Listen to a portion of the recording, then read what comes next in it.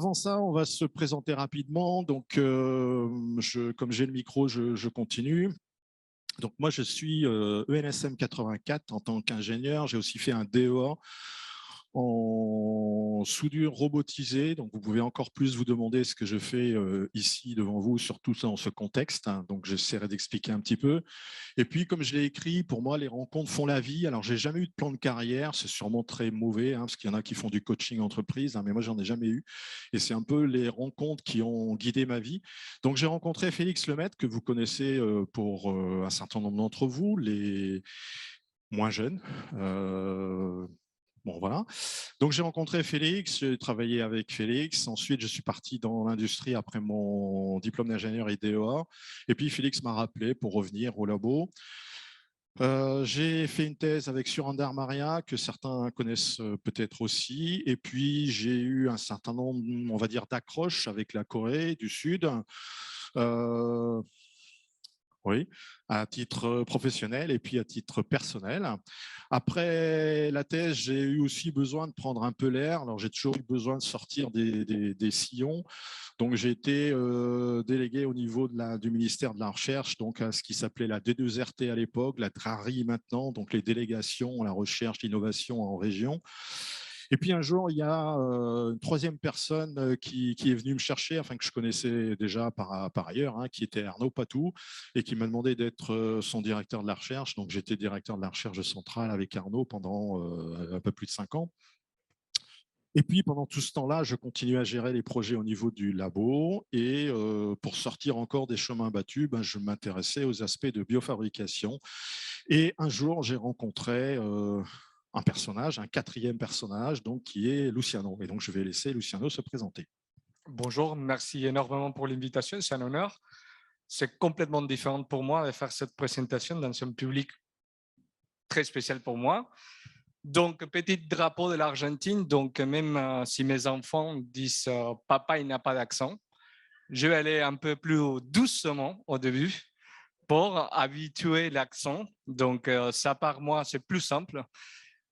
Un médecin justement à Buenos Aires. Après, j'ai fait 2 internats de chirurgie digestive et après de chirurgie plastique et reconstructrice. Très intéressé dans la partie reconstruction, ce qu'on appelle après l'oncologie, c'est-à-dire après les cancers. Toujours on fait une grande chirurgie et il faut faire une reconstruction. Donc, j'ai eu la chance de me former dans un fellowship à l'MD Anderson Cancer Center de Houston et Madrid. Et après, toujours la recherche dans ma tête. Ça m'a amené justement à faire une thèse de sciences dans la partie biotechnologie, médecine régénératrice et même comme biologiste et médecin, qui ça fait quelques années que j'essaye de travailler avec la 3D et la bioimpression. Je me suis dit, je crois qu'entre les biologistes et les médecins, on peut faire des petites choses d'imprimer avec un printer en plastoc, mais si les ingénieurs ne sont pas dedans, je ne crois pas qu'on va arriver trop loin.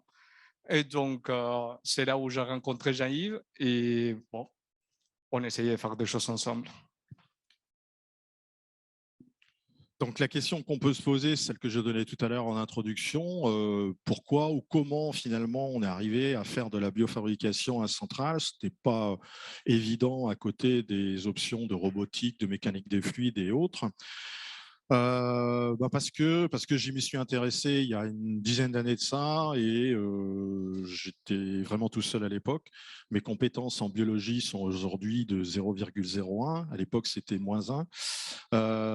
Mais on s'est mis à construire un premier équipement, une machine. Pourquoi? Parce qu'au niveau du labo, on a d'autres activités. On ne fait pas que biofabrication. Donc, on construit des hélices de bateaux, de sous-marins. On construit des éléments d'avion, des éléments de chemin de fer. Tout ça par fabrication additive. Donc, l'objet aujourd'hui, ce n'est pas de présenter ces activités-là, mais de dire que le périmètre finalement de nos activités va au-delà parce que l'aspect biofabrication, vous voyez, c'est une bulle ici sur N. Pourquoi ça peut avoir du sens d'avoir ce couplage entre les ingénieurs et les médecins biologistes?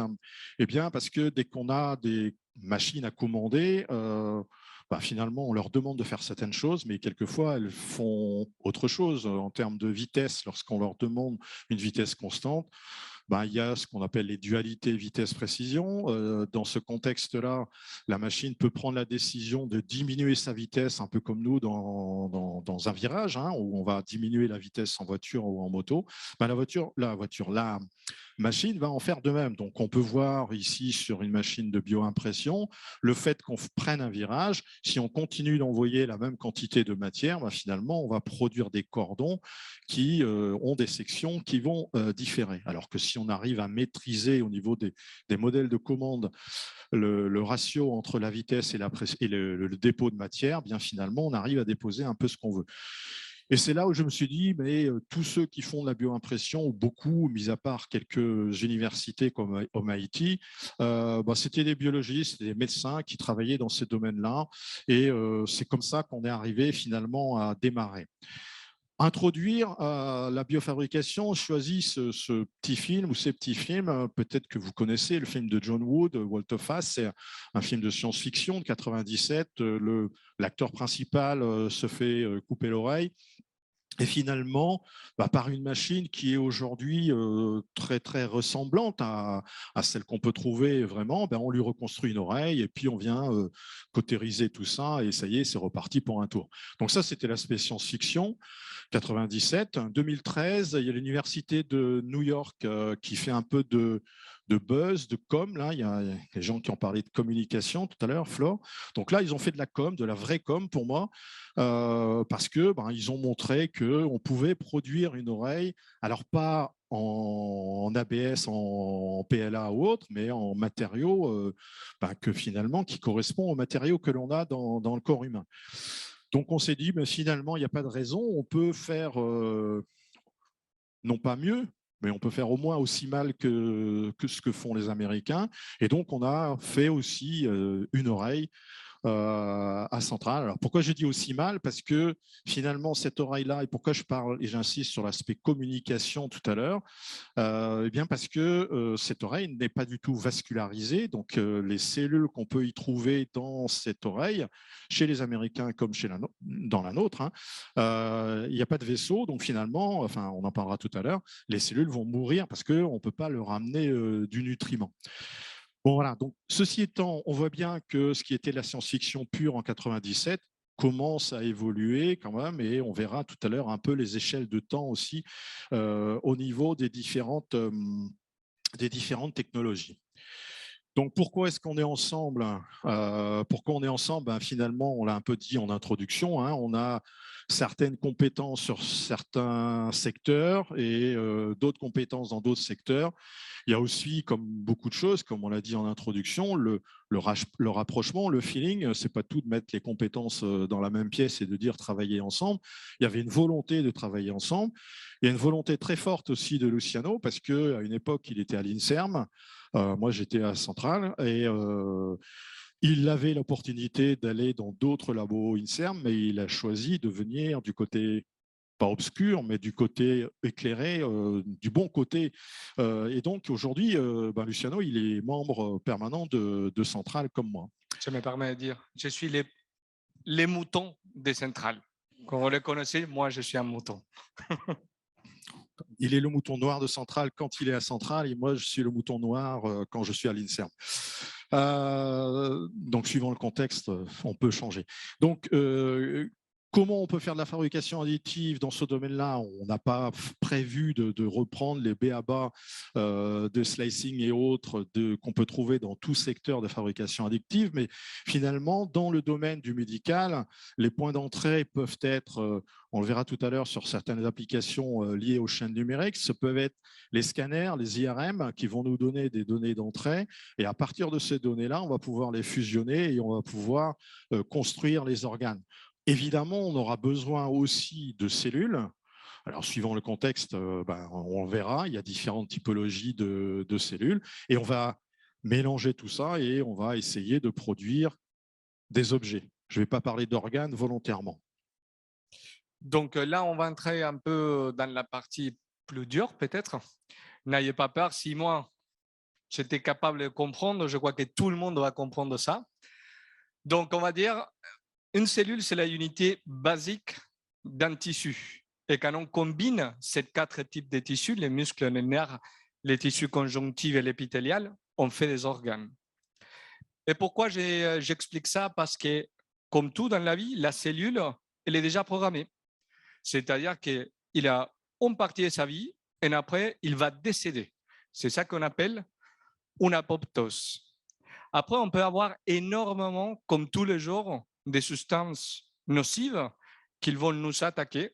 Justement, cette cellule, elle va mourir. Donc, ça fait plus ou moins, on va dire, entre 15 et 20 ans. Je crois que tout le monde aujourd'hui, ça les dit quelque chose, les cellules souches. On parle énormément de ça.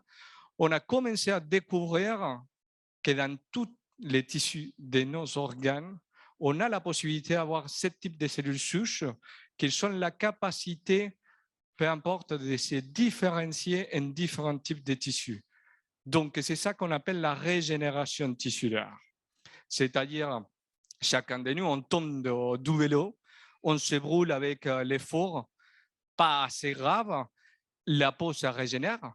Ça, c'est grâce à ce type de cellules. Et je crois que les images parlent beaucoup mieux que moi. Dans la partie droite, on va voir justement comment si on coupe justement les bras, et on va voir en vidéo, on est capable de se régénérer.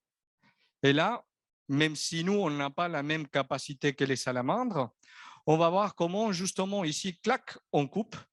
Et il y a un blastème de ce type de cellules souches qui va pousser, il pousse. Nous, on a la capacité de cicatriser et régénère tous les membres supérieurs de la salamandre. Ce n'est pas notre cas. Notre corps, il a une capacité de régénération des tissus et des organes limitée. Donc, l'exemple que j'ai montré dans la peau, une cicatrice, c'est la même chose qui nous arrive dans les organes internes. On ne le sent pas, mais on sait. Le cœur, les reins, les foies, c'est la même chose. Donc, qu'est-ce qui se passe quand notre corps n'a pas la capacité de se régénérer? Il y a deux options. Transplantation des organes ou l'ingénierie tissulaire. Donc, je crois que ce mot, ça va être les mots clés de cet après-midi. Comment on va justement faire de l'ingénierie des tissus et des organes. Donc, pour faire de l'ingénierie tissulaire, à terme, on verra qu'il y a plusieurs finalités. Enfin, il y en a trois. Ben, on a besoin de ces trois composantes-là. On a besoin des aspects matériaux. Donc, les matériaux, eh bien, on va utiliser, on a dit tout de suite, des cellules, mais on a besoin aussi d'un liant. Donc, un liant qu'on va appeler l'encre à un moment donné. Donc, il y a tous ces aspects de biologie au niveau de l'aspect cellulaire. Et puis, il y a tout l'aspect ingénierie parce qu'à un moment donné, on va devoir déposer ces cellules. Il faut savoir que suivant comment on va déposer une cellule ou une série de cellules plutôt côte à côte, ben finalement, elles vont s'arranger entre elles pour former un organe ou former un autre organe. Donc, c'est là où, alors on peut se poser des questions d'éthique si vous voulez. On n'a pas du tout prévu de parler d'éthique cet après-midi, mais on peut s'en poser quand même. Mais donc, ça veut dire qu'en jouant sur la trajectoire, et nous, c'est vraiment une des activités qu'on a par ailleurs quand on fait des hélices ou des morceaux de bateau, on joue avec les trajectoires dans l'espace. Mais là, c'est pareil. Donc, on va jouer sur les trajectoires dans l'espace avec des cellules et on va déposer donc ces éléments-là dans l'espace pour faire des objets. Quelles sont les technologies, pour parler un peu de techno dans ce domaine-là? Il y a 4 technologies principales. Il y en a une, c'est ce qu'on appelle du jet d'encre. C'est exactement la même technologie que pour une imprimante jet d'encre pour le papier. Hein. Il y a un piezo, on va déclencher des gouttelettes et donc on va déposer évidemment la matière bleue qui est ici. Ben, c'est l'encre qu'on veut déposer dans lequel il y a déjà les cellules. On a des solutions par extrusion où on va venir pousser finalement sur la matière en question et encore une fois en jouant avec la trajectoire, on va déposer couche par couche le composant qu'on veut réaliser. Il y a des solutions avec des systèmes laser où on va trouver ici finalement le composant qu'on veut déposer et c'est le faisceau laser qui va déclencher finalement la gouttelette et non pas le piezo comme on a vu ici. Et puis il y a des solutions où on vient réticuler par UV, par ultraviolet, on vient déposer décomposer le composant. Alors évidemment, il n'y a pas, comme dans les solutions de fabrication additive métallique ou autres polymères, il n'y a pas une solution et une seule. Donc, il y a des avantages et des inconvénients suivant les solutions que l'on utilise. Finalement, qu'est-ce qu'on en fait de ces technologies-là? Donc, on retrouve les trois des solutions qui ont été présentées tout à l'heure.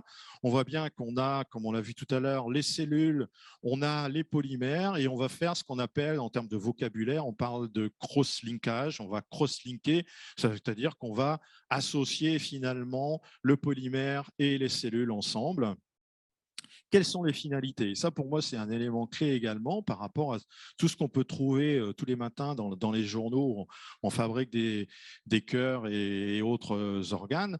Il n'y a pas que ça. Là, une des finalités, c'est effectivement l'aspect tissulaire et donc de fabriquer des organes. Donc ça, c'est un des objectifs. Mais c'est aussi de faire du test de médicaments ou autres éléments de maquillage, par exemple, de manière à avoir des clones, de manière à avoir des jumeaux des aspects tissulaires. Donc, on va pouvoir tester des médicaments. On donnera tout à l'heure des exemples. Et puis, l'autre cas de figure, le troisième, c'est d'extraire des éléments du corps de manière à en avoir encore finalement encore un twin comme c'est la mode aujourd'hui, hein, on parle de jumeaux numériques, et bien là on va avoir un jumeau du corps humain de manière à pouvoir aussi détecter quels sont les problèmes de maladie. On donnera des exemples sur le cancer du sein par exemple, parce qu'on a des travaux là-dessus. Donc là aussi, c'est simple. En vidéo, c'est micro-extrusion. On voit la partie rose, c'est l'encre. Il y a à l'intérieur les cellules. Donc, on va voir la quantité de cellules qu'on fait. Et ici, on est en train d'imprimer justement la peau. Aujourd'hui, les patients brûlés, chaque fois qu'il faut faire une greffe des peaux, il faut retirer la peau de notre côté. Donc, tout le temps, on est en train de faire une agression en notre partie du corps. Cette partie-là, aujourd'hui, comme Jean-Yves vient de dire, on fait la peau pour des études justement cosmétiques. Mais là, ça commence à que ce type de traitement, ça peut être au devenir la routine dans 5 ans, quand se trouve qu'on développe la peau à partir des cellules propres du patient brûlé, les imprimer et les greffer directement. Des nouvelles technologies qui arrivent, hein, quand je dis qui arrivent, elles sont aujourd'hui étudiées dans les laboratoires. Et les technologies qu'on appelle le fresh. Alors le fresh, c'est quoi? C'est qu'on va avoir finalement un bain ici. Ça apparaît voilà, ça apparaît en jaune, on va dire, sur l'écran ici. Donc là, on a un bain, donc on a un hydrogel qu'on a déjà coulé, mais qui n'est pas encore solidifié. Et dans ce bain, eh bien, on vient construire une trajectoire avec un autre matériau. Donc l'autre matériau, il apparaît ici en vert. Et là, on voit apparaître une finalité. Une finalité, c'est de construire ce que j'ai évoqué tout à l'heure avec le cas de l'oreille, c'est de construire les vaisseaux. Parce que dans un environnement déjà semi-solide, on va pouvoir y intégrer un deuxième élément, je veux dire. Il y a une deuxième technologie alors ça, c'est une des technos qu'on développe aussi au labo. Une techno qu'on co-développe avec une équipe de Toulouse, des biologistes de Toulouse, ce qu'on appelle donc l'aspect par aspiration. Donc les biologistes sont capables de fabriquer des microsphéroïdes de 500 microns pour fixer à peu près les idées, enfin inférieur à 500 microns, dans lesquels ils vont pouvoir mettre des cellules. Et si vous vous rappelez ce que j'ai dit tout à l'heure, en fonction de comment on va placer ces cellules et donc les microsphéroïdes dans l'espace, eh bien, on va pouvoir les guider, les forcer non, mais les guider vers un organe ou vers un élément donné. Donc, on a développé une machine, les roboticiens parlent, je ne sais pas s'il y a des roboticiens dans la salle, mais parlent de pick and place. Donc, au lieu de prendre des gâteaux et les mettre dans des boîtes, eh bien, on vient aspirer ces microsphéroïdes qui font 500 microns, je rappelle, et on vient donc les placer dans l'espace de manière à construire les organes. Donc, voilà les nouvelles technos. Troisième techno qui est très récente, donc il y a 2 machines comme ça aujourd'hui en Europe. Il y en a une chez le fabricant et il y en a une à Nantes, à Centrale, dans votre école, dans notre école, qui travaille cette fois-ci de manière très différente. Parce que tout ce qu'on a vu tout à l'heure, on vient déposer de la matière, mais il y a toujours une dualité entre les biologistes et les ingénieurs. En tous les cas, entre moi et les biologistes avec lesquels je travaille, c'est que Ils veulent des choses et moi, je veux l'opposé. Ils veulent des diamètres d'aiguilles très, très grosses de manière à ne pas stresser les cellules parce qu'on va appuyer dessus. Et donc, si on leur met de la pression, ben, finalement, on va les stresser. Et une cellule stressée, ben, elle va mourir au bout de quelques heures ou de quelques jours. Nous, on veut des aiguilles très fines parce qu'on va pouvoir faire des trajectoires très fines. Ils veulent des encres liquides pour les mêmes raisons. Mais si on dépose de l'eau, on va avoir du mal à construire un objet en 3D. Donc, il y a toujours cette dualité.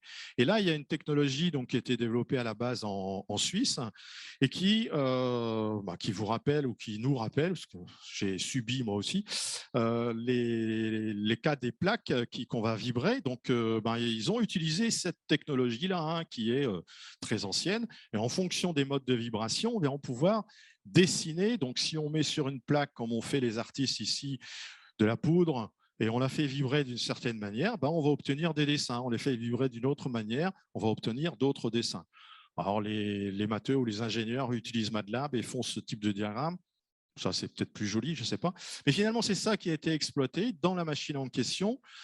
On va donc déposer les cellules en question, on va les faire vibrer et en fonction du mode de vibration qu'on va utiliser, eh bien, on va pouvoir faire du patterning, on va pouvoir donc couche par couche, ainsi on va moins stresser, du moins on l'espère, en les faisant vibrer et non pas en mettant de la pression sur l'objet. Et là, cette image, j'ai demandé à Jean-Yves justement qu'on la mette parce que ça fait 10 jours, non? Je crois 10 jours que cette œuvre d'art est exposée ici à Paris. C'est un mystère. On peut dire que c'est un arbre fait en titane. Mais après, cette œuvre d'art explique les rêves d'une personne. Mais si on voit ça, je crois que c'est une idée de dire la vascularisation, toutes les images que vous allez voir tout de suite et la présentation d'avant de Jean-Yves, ça montre comment, à partir d'une structure qu'on a fait en titane, comment ça peut nous inspirer aussi de venir dans la partie de la biofabrication. Donc, c'est pour rappeler les liens qu'il peut y avoir justement entre l'ingénierie et la santé. Et je reviens sur la partie cellules. Vous avez vu les vidéos où on faisait la peau. Il y a des millions et des millions et des millions de cellules. Si 7 millions et millions et millions de cellules ne sont pas vascularisées, tout est mort. C'est-à-dire, je vais mettre les mêmes exemples que toujours. Quand on fait les rôtis de bœuf les dimanches, on voit que le cœur, il n'est pas à 200, c'est tout rouge au centre. C'est pareil, nous, on a une vascularisation externe avec un gros vaisseau qui entre dedans et après, tu as une petite branche comme ça. Pour faire ça, c'est pas évident. C'est pas évident. Donc, nous, comme beaucoup des autres équipes au niveau mondial, on est en train d'essayer de faire ça. Ici, par exemple, justement, on montre un petit exemple comment on essaye justement d'abord de faire justement notre tissu, comment s'assurer qu'on est en train de faire déjà des vaisseaux ou les structures de vascularisation parce qu'on sait que sinon les tissus et l'organe, ça va mourir. On dit, bon, c'est bien tout ça que vous expliquez, mais pourquoi c'est important, quoi? Je crois que si on se met à parler sur la partie transplantation d'organes, tout le monde va savoir de quoi on parle. Mais quand on parle des donneurs, je crois que c'est un sujet, c'est pas sympa à parler. Qu'est-ce que tu vas faire avec tes organes les jours que tu vas mourir? Ce n'est pas la discussion qu'on a avec la famille, à l'école, entre nous. Donc, si on voit cette courbe-là, justement, dans laquelle on voit que dans les dernières années, la quantité de patients qui attendent un organe, elle a doublé. Pendant la courbe des donneurs, ça reste plate. Et on voit cette petite différence, justement, c'est que chaque donneur, elle peut sauver 8 vies. Donc, on s'est dit comment on va faire pour résoudre ce problème. La médecine a avancé énormément. L'espoir de vie, c'est plus long, mais on vieillit et nos organes entrent en faillite. Donc ici, on voit justement comment, dans cette partie-là, on a fait la peau. Ce n'est pas un problème. Mais là, ça fait un mois. C'est le premier organe cardiaque déjà fait. On ne va pas entrer dans la partie fonctionnalisation, mais on voit qu'il faut y aller vers la vascularisation, comme ce journal montre. Donc ici, cette petite explication, c'est justement à gauche, On voit comment, je venais de dire, la peau, il a des niveaux. Faire la peau, imprimer la peau, aujourd'hui, on peut dire, ce qu'on l'a fait, on dit, bon, c'est facile. C'est pas facile, mais je me crois plus capable de faire la peau qu'aujourd'hui, dire que je suis capable de faire un foie avec les métabolismes de paracétamol, c'est plus compliqué. Donc, on a une complexité pour arriver à donner des organes dans une future, mais je suis convaincu qu'on va arriver. Et à droite, on peut voir justement comment on va dans une roadmap qui va marquer plus ou moins 10 ans, les jours ou 15 ans qu'on arrive vraiment à la clinique. C'est pour ça que c'est important. Aujourd'hui, même si on avance pour les organes un peu plus doucement, toute cette partie que Jean-Yves il a marqué des études des drogues et tout ça, c'est la médecine personnalisée. Aujourd'hui, on peut prendre des biopsies des patientes, faire justement des mini-organes pour voir justement si la chimiothérapie, ça va fonctionner ou pas. Donc là, on a fini la partie 1, c'est pour rassurer le maître de l'horloge. Ouais. Donc on va illustrer rapidement,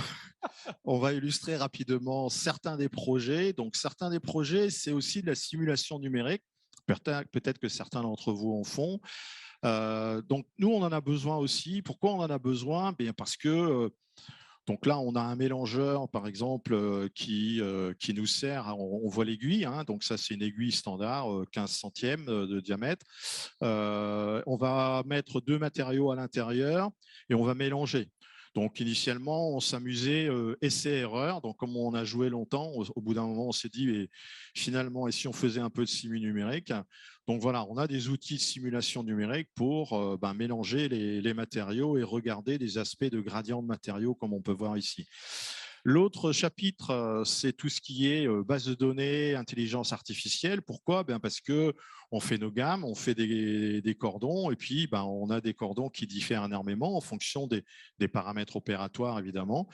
Donc là, on collabore avec nos amis parisiens, l'équipe de Francisco Chinesta, de manière à construire des modèles directs, donc être capable de reconstruire finalement les données d'entrée. Mais ce qui nous intéresse surtout, c'est des modèles indirects, c'est-à-dire je voudrais un cordon de telle largeur, telle hauteur, qu'est-ce que je dois introduire dans ma machine, dans mon robot, de manière à construire l'objet. Et puis également tout ce qui est traitement d'image pour reconstruire les objets. Projet qu'on a conclu là, en fin d'année 2021, c'est un disque intervertébral. Donc un disque intervertébral pas en titane ou en chrome cobalt, mais vraiment en matériaux organiques. Ce disque intervertébral, finalement, c'est, si on en fait une section, c'est un objet qui a une structure qui diffère et suivant qu'on se trouve au centre ou en extérieur, en périphérie. Et donc là, on se retrouve bien avec la notion mathématique de gradient, c'est-à-dire que je n'ai pas le même matériau à l'extérieur qu'à l'intérieur. Donc ça, ce sont des algorithmes qu'on avait développés il y a déjà quelques années sur le métallique pour faire du gradient de matériaux chrome, cobalt, titane, et que là aussi, c'est un intérêt pour le chirurgien d'être dans une équipe d'ingénierie.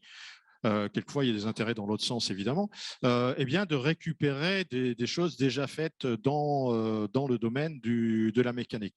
Donc c'est un projet qu'on a mené pendant 3 ans et qui nous a permis donc de travailler sur ces aspects de gradient de matériaux. On voit ici en périphérie, on dépose certains matériaux, à cœur d'autres matériaux, mais on y va de manière progressive. Bon, je vais passer parce que le maître d'horloge, autrement, il va nous tuer. Donc, derrière ça, il y a quand même toute une activité aussi, c'est la viabilité des cellules. Donc là, les cellules, elles ont un pouvoir, c'est qu'on leur met un petit colorant. Et puis, si elles sont en vie, elles allument le feu vert. Et si elles sont mortes, c'est le feu rouge qui s'allume. Donc, les biologistes, ils ont tout un process sur 21 jours où tous les jours, on prend une photo et puis on compte finalement combien de cellules vertes, combien de cellules rouges et on décrit la viabilité finalement du process.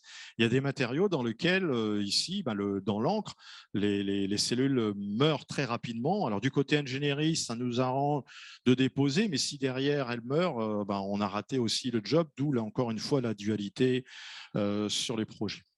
Autre projet sur lequel qu'on a démarré là récemment, c'est sur le cancer du sein. Je vais essayer d'accélérer. Pour ça, c'est un sujet qui me tient à cœur. Désolé pour les femmes, mais je crois que c'est important de mettre ce sujet sur la table.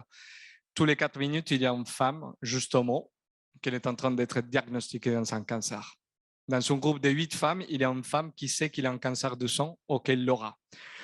2 millions de personnes, de femmes, ils sont en train d'avoir un impact de cette maladie.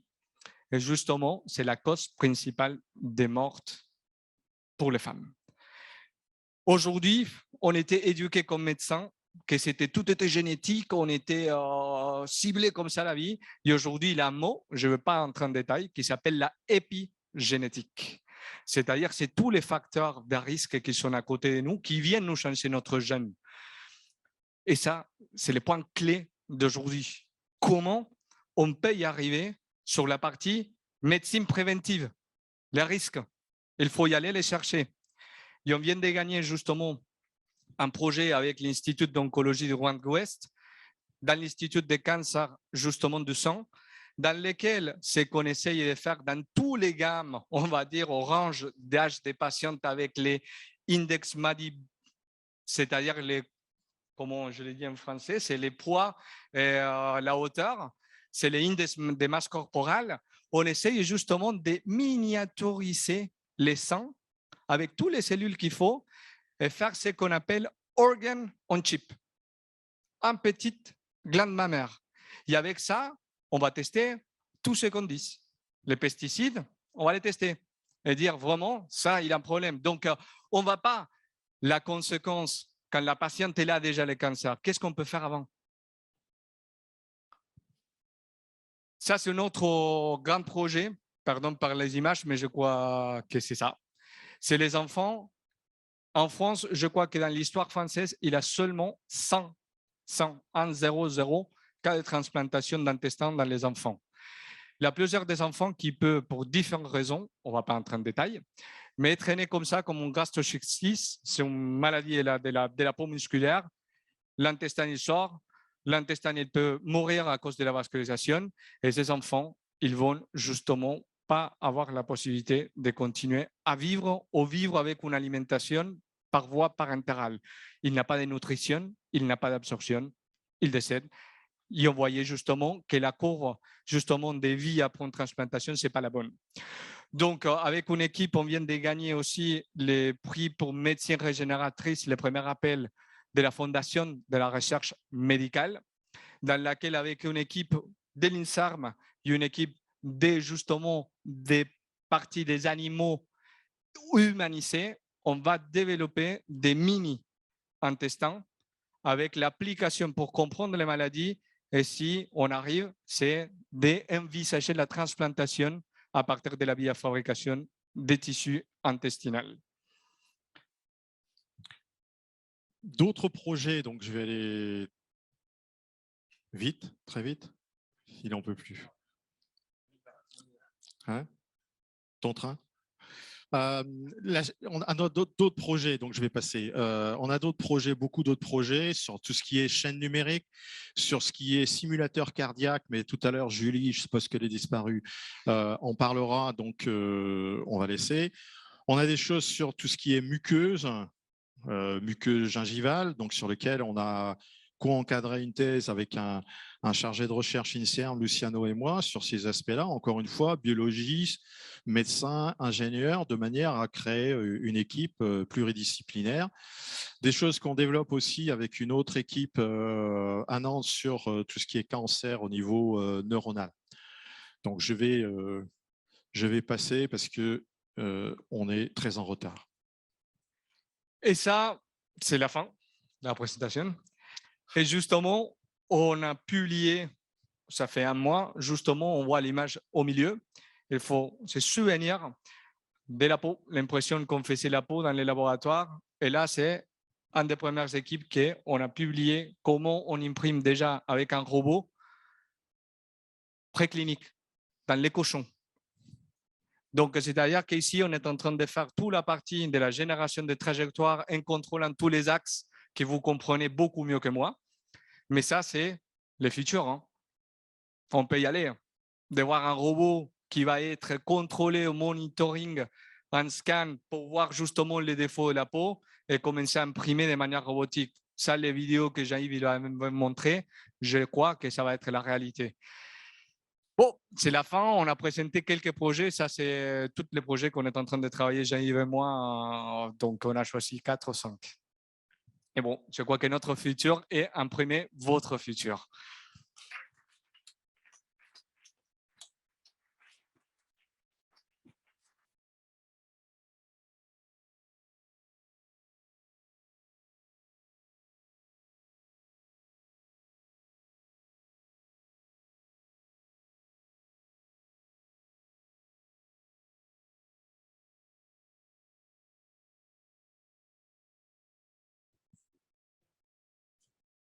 Bon, là, il y a Julie qui va intervenir pendant 15 minutes et après, on prendra les questions-réponses pour l'ensemble des 2 interventions.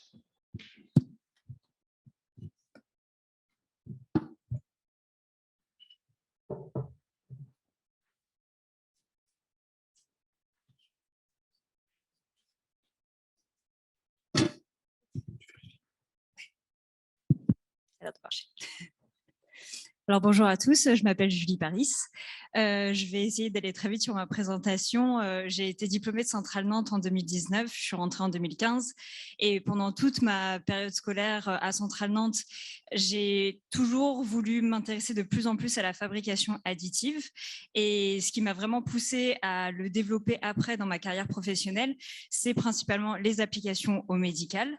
Donc pour essayer de me focaliser vraiment sur ce que je fais aujourd'hui dans l'entreprise où je suis aujourd'hui, je vais tout d'abord parler de la technologie que nous, on utilise. Donc, bien sûr, il y a beaucoup de technologies de fabrication additive et d'impression 3D de polymères. Mais aujourd'hui, celle que nous, on utilise chez Biomodex, donc dans mon entreprise, c'est du PolyJet. Vous pouvez voir ici un schéma de comment marche le PolyJet. En fait, ça va être de la résine liquide, donc un peu comme le même principe qu'une imprimante classique. On va pulvériser des droplets, des petites gouttes de résine liquide sur un plateau et une lampe UV va venir polymériser couche par couche les matériaux qui ont été déposés sur le plateau. Et ça, c'est très bien pour nos applications parce qu'on va pouvoir avoir plein de matériaux déposés avec des gradients de matériaux très précis et très spécifiques à une anatomie particulière pour le médical. Donc, voici une petite vidéo qui vous montre comment ça marche. Donc, on a des têtes d'impression, comme une imprimante classique, qui vont pulvériser différents matériaux de différentes résines. Et à chaque couche, une lampe UV va venir polymériser la résine. Et comme ça fait des objets avec plein de couleurs différentes, mais aussi plein de duretés différentes. Et nous, pour les applications que je vais détailler plus tard, ça va être très intéressant pour avoir vraiment une grande diversité de souplesse, de dureté et de matériaux de compliance. Après, pour la partie vraiment médicale des applications des imprimantes PolyJet, on va avoir les impressions très personnalisées en fonction des patients. Donc ici, vous pouvez voir des bébés qui sont nés avec leur crâne complètement collé. On a fait en fait des images du crâne de ces patients, donc de ces enfants, pour pouvoir réimprimer leur squelette, donc leur crâne, avec le réseau artériel dans leur crâne. Et la raison pour laquelle on a fait ça, c'est pour que les chirurgiens, après, qui allaient séparer les 2 crânes des enfants, puissent vraiment voir comment aborder la chirurgie pour pouvoir séparer les différentes artères sans tuer les patients et pouvoir vraiment décoller leur crâne, décoller les artères sans tuer l'un des 2 bébés. Donc nous, on ne va pas sur quelque chose d'aussi poussé, mais on va aussi sur de la simulation chirurgicale. Donc, voici les 2 simulateurs que mon entreprise aujourd'hui commercialise.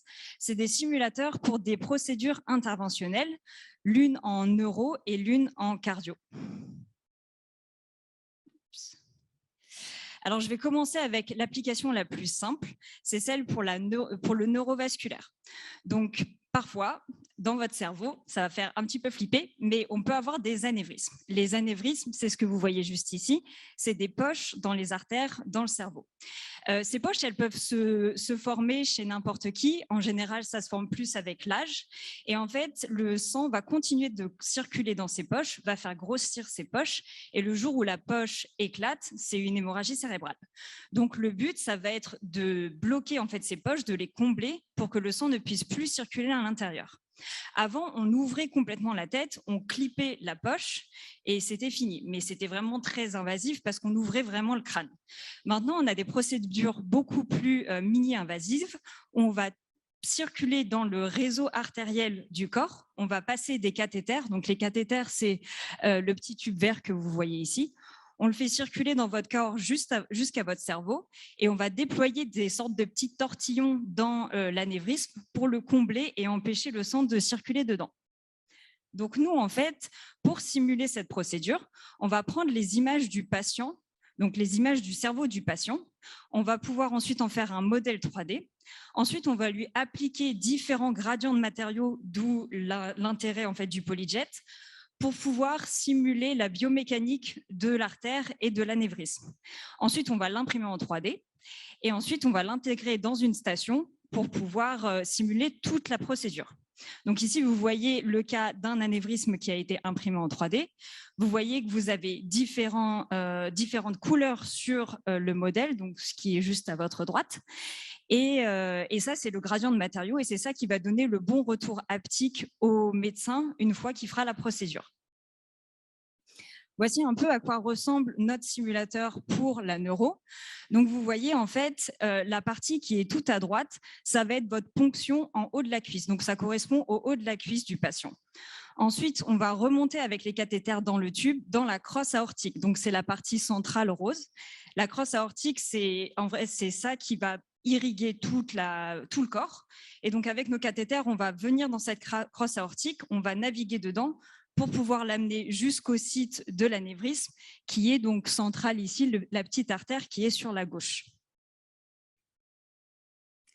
Ici, vous avez une autre application de ce simulateur qui est les attaques cérébrales. Donc ça, c'est quand il y a un caillot de sang qui va venir obstruer une artère dans votre cerveau et empêcher le sang de circuler et donc nécroser les tissus. À ce moment-là, c'est vraiment hyper important d'être très rapide. On va devoir, pareil, amener un cathéter jusqu'au site où il y a le caillot pour ensuite pouvoir le retirer grâce à ce qu'on appelle un stent retriever. Donc, c'était la petite animation qu'il y avait sur la droite. Le caillot, en fait, est dans l'artère. Il va falloir déployer une sorte de mèche à l'intérieur qui va prendre le caillot et on va pouvoir le retirer. Donc ça, c'est notre simulateur pour l'ischémique. On va pouvoir insérer un caillot synthétique dans ce qu'on appelle un clot inserter. Désolé pour le franglais. On va pouvoir donc mettre le clot dans le clot inserter. Ensuite, on va pouvoir l'injecter grâce à une seringue dans l'artère. Donc, on connecte la seringue. On injecte de l'eau pour pouvoir flusher le clot dans l'artère. Et vous voyez ici, le clot va aller se loger directement dans l'artère. Et ensuite, le médecin va pouvoir venir avec ses cathéters, avec tous ses medical devices, pour pouvoir le retirer et s'entraîner à faire une procédure comme sur un patient. La principale complication de ces procédures mini-invasives, c'est que, comme je l'ai dit, on ne va pas ouvrir le crâne du patient. Donc, la seule façon qu'on a de se repérer dans le corps du patient, c'est avec de la fluoroscopie. La fluoroscopie, ça ressemble à ça. Et en fait, quand il n'y a pas de liquide de contraste injecté dedans, on ne voit rien du tout. Donc là, ça va être la partie droite du patient. Vous voyez rien. Et de l'autre côté, vous voyez, il y a toutes les artères qui commencent à s'illuminer d'un coup. Ça, c'est quand on injecte du liquide de contraste à l'intérieur. Donc, c'est très difficile de se repérer dans le cerveau d'un patient quand on ne connaît pas, parce qu'en fait, on a l'impression que c'est tout un brouhaha d'artères, mais les radiologues qui font ce genre d'intervention, ils savent en fait se repérer dans ce réseau pour savoir où est le site de l'occlusion et retirer le caillot. Donc, nous, bien sûr, on va aussi simuler cette partie-là du patient. Donc, en fait, on a du liquide de contraste qui peut être injecté dans nos modèles et on peut imager toute la procédure sous radioscopie. Donc là, ici, vous voyez, c'est la navigation dans la crosse aortique dont je vous parlais tout à l'heure. Et là, c'est comment on retire le caillot à l'intérieur de l'artère qui a été imprimé en 3D. Et là, le caillot dans le device, une fois qu'il a été retiré. La deuxième application qu'on fait, c'est en cardiologie. Alors, c'est très lié en fait à l'application que je viens de vous détailler, parce que ces caillots, en fait, ils arrivent dans votre cerveau pour une raison. Il y a plein de raisons qui peuvent expliquer la formation de caillots dans votre sang, mais une de ces raisons, c'est lorsque votre cœur ne bat pas de manière correcte, il peut y avoir du sang qui s'accumule dans l'auricule de votre cœur gauche. L'auricule de votre cœur gauche, c'est ce que vous voyez juste là, la petite poche, avec du sang qui est en train de s'accumuler à l'intérieur. Il va s'accumuler dans cette petite poche et il ne va pas en ressortir. Et c'est là où va y avoir de la coagulation et les caillots vont se former. Le problème, c'est que si ce caillot il sort de cette petite poche et qu'il va dans la circulation, il va être tout de suite projeté dans votre cerveau et ça va provoquer les attaques ischémiques. Donc nous, une autre procédure qu'on va simuler, c'est la fermeture de ce petit auricule. Donc là, c'est l'image que vous pouvez voir sur la droite. On va déployer une sorte de petit bouchon toujours via ces cathéters. On va déployer ce petit bouchon dans l'auricule de votre cœur gauche pour pouvoir empêcher le sang d'en sortir ou les caillots d'en sortir s'ils s'en forment. Donc là, c'est une petite animation pour vous montrer toute la procédure intravasculaire qui se passe. On amène le cathéter via le réseau artériel dans le cœur. On va passer du côté droit du cœur vers le côté gauche en perçant un petit trou dans la paroi entre le côté droit et le côté gauche. Ensuite, on va venir amener les devices dans l'auricule gauche du cœur. Donc là, c'est toute la dextérité du médecin qui va être mis en cause parce qu'il va falloir bien manipuler le cathéter pour aller dans le LA. Le côté patient spécifique est très intéressant parce que là, vous voyez, il y a plein de différentes formes d'auricules de votre cœur gauche. Tout le monde en a un différent. Donc, c'est là où vraiment avoir les images du patient devient très intéressant parce qu'on aura vraiment exactement le modèle du cœur du patient. Et ensuite, on va pouvoir venir déployer le petit bouchon dans l'auricule. Et ensuite, ce sera bon. Voilà. Ensuite, on le détache et normalement, tout est bon. Encore une fois, c'est une procédure mini-invasive, donc tout est fait via une imagerie très particulière. La première, c'est la fluoroscopie, donc c'est comme pour la neuro, c'est ce que vous voyez sur la gauche. Donc le cœur, on ne le voit pas trop quand il n'y a pas de liquide de contraste à l'intérieur. Et encore une fois, on injecte ce liquide de contraste et là, vous voyez toutes les artères autour du cœur qui s'illuminent parce qu'on peut enfin les voir grâce à ce liquide qui circule à l'intérieur. La deuxième imagerie dont on a besoin pour la cardio, c'est l'échographie transœsophagienne. Parce que contrairement à la neuro où c'est que des tubes, en fait, c'est que des artères, le cœur, il bat, il a plusieurs structures et il ne faut surtout pas percer certaines structures, notamment l'aorte. Donc, au moment où on doit passer du cœur droit au cœur gauche et on transperce cette petite paroi, il faut surtout faire attention où est-ce qu'on la transperce. Donc, pour ça, on va avoir l'échographie qui est ce petit carré noir sur votre droite avec des structures blanches. Donc là, pareil, ça demande d'avoir un œil un petit peu habitué, mais grâce à cette échographie, on peut voir toutes les structures du cœur et qu'est-ce qui se passe à l'intérieur. Ça, c'est le type d'image qu'on va récupérer du patient pour pouvoir faire une image 3D de son cœur. Et ce que vous voyez avec la petite bande rouge, bon, c'est pas très visible, mais c'est l'entrée du LAA. Donc, on va en fait mesurer l'auricule, sa taille, pour pouvoir savoir quel bouchon on va mettre à l'intérieur. Et nous, on va pouvoir en faire un modèle 3D. Là, vous voyez bien la superposition de notre simulateur sur un corps humain.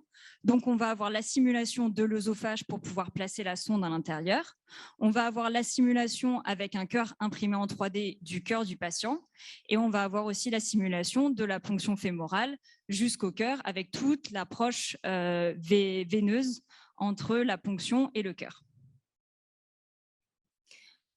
À la fin de la procédure sur notre simulateur, on va avoir quelque chose comme ça. Donc, on voit bien le cathéter qui est ce petit tube bleu qui passe du côté droit du cœur qui est un petit peu plus blanchâtre, derrière l'aorte, donc l'aorte n'a pas été percée, vers le LAA, donc l'auricule qui est cette partie blanche. Et on voit bien que le tube est dans la partie blanche et qu'il est prêt à déployer le bouchon pour la fermer. Ensuite, je voulais me focaliser sur une autre procédure, mais je vais aller très vite. C'est le remplacement de la valve aortique. Donc, en fait, on va pouvoir remplacer la valve aortique de certains patients. Si j'y arrive. Et là, je vais vous montrer la partie où on fabrique la cartouche imprimée en 3D. Donc, il y a la segmentation. Ça, c'est la segmentation de l'aorte du patient. On va en faire un modèle 3D. Ça, c'est le modèle 3D. Ensuite, on va déposer les différents matériaux pour avoir différentes biomécaniques. Là, c'est les différents matériaux. Ensuite, on l'imprime en 3D. Et à la fin, sur la table d'opération, ça donne ça. Donc, on va avoir le simulateur sur la table d'opération avec tous les médecins autour qui font la procédure comme si c'était un patient sur la table avec l'aorte qui est pulsatile, qui a un pouls. Et donc, la procédure est vraiment très, très réaliste. Voilà. Aujourd'hui, on travaille pour conclure avec les médecins directement, mais surtout les industries qui commercialisent les medical devices qui sont implantés dans les patients. Et en fait, le principal intérêt, c'est de pouvoir vraiment former les médecins de manière la plus réaliste possible. Voilà, c'est fini. Merci beaucoup.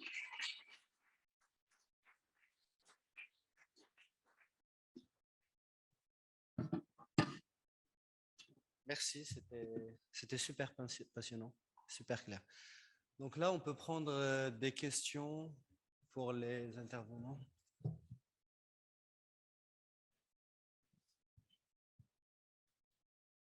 Merci. Oui, une question pour vous deux.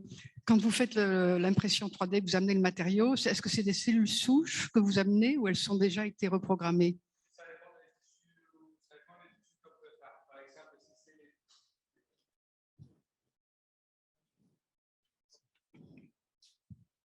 Ça dépend. Par exemple, si c'est l'os, on peut justement mettre les cellules souches qui viennent des tissus adipeux, qui viennent de la moelle osseuse. Après, par exemple, on travaille énormément aussi la partie pour la reconstruction mammaire.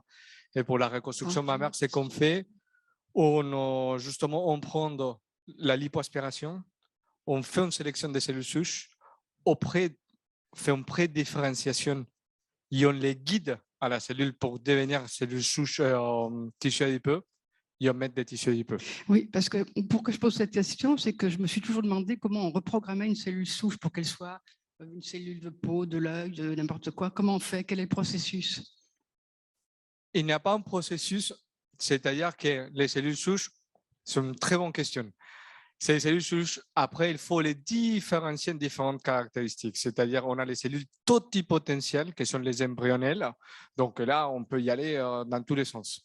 C'est les cellules, par exemple, je ne sais pas si vous vous souvenez, les prix Nobel, c'est qu'on appelle aujourd'hui les cellules iPS. On a la capacité de prendre, bon, je ne suis pas les bons cas, quoi. On prend un cheveu, pack, on peut modifier 4 parties d'un gène et venir tout en arrière. Et cette cellule, oui, ça risquait parce que cette cellule, elle est perdue. C'est-à-dire que toutes les stimulations, il peut sortir un dent, un œil. Après, les cellules que j'ai montrées, par exemple, justement, sont ce qu'on appelle cellules souches mésenchymateuses. Pour l'expliquer, c'est justement sont des cellules qui ont la capacité, mais ils vont faire plus ou moins 5 types de tissus. Donc, c'est-à-dire, c'est comme s'il y a quelqu'un qui me lâche au milieu de toutes les autoroutes de France et laquelle je vais prendre. Bon, c'est 5. Ça va être les muscles, justement les tissus adipeux ou l'os. Donc, c'est-à-dire que ça, on peut les différencier un peu. Et après, bien sûr, que le plus important, c'est qu'on appelle les micro-environnements. C'est tout ça qu'on a expliqué. Après, ce n'est pas qu'on étend la printer, il y en a les tissus. Il y a tout un process de maturation qu'on appelle la bioprocédé, dans lequel on les met tout en cocktail plus ou moins justement des facteurs de croissance et des stimulations mécaniques et fluidiques qu'on va guider à cette cellule justement pour dire, bon, je vais être tissu adipeux. Quand on fait l'injection des cellules, par exemple, je me fais une lipoaspiration, et je dis la même cellule des tissus adipeux, je vais la mettre pour l'arthrose dans mon genou, les micro-environnements du genou, il va aller dire il faut que tu fasses les cartilages. Je mets la même cellule dans la partie de sang, il va faire les tissus adipeux. Donc, c'est-à-dire que c'est les micro-environnements qui dirigent la différenciation cellulaire. C'est pour moi, le corps humain, c'est merveilleux, quoi. Une autre question? Non?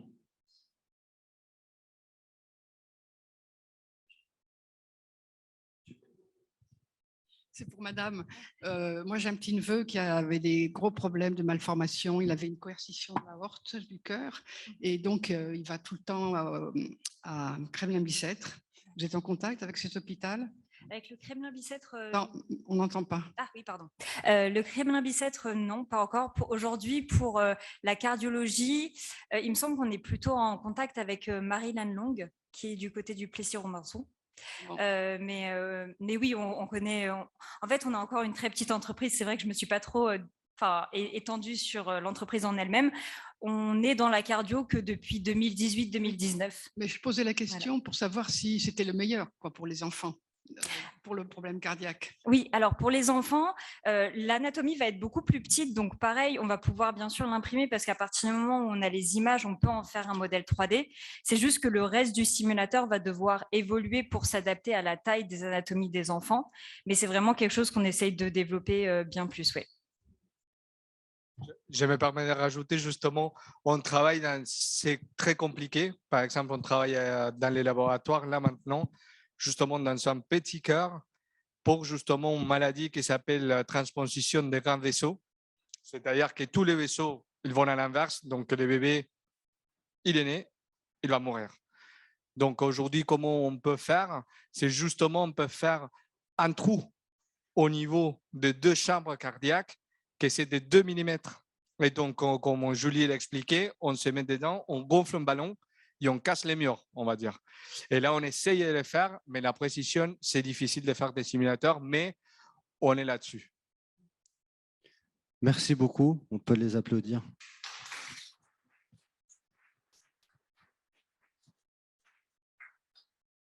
Et donc là, on va passer à la deuxième partie des conférences sur la partie entrepreneuriat. Et on commence avec Julien Bard.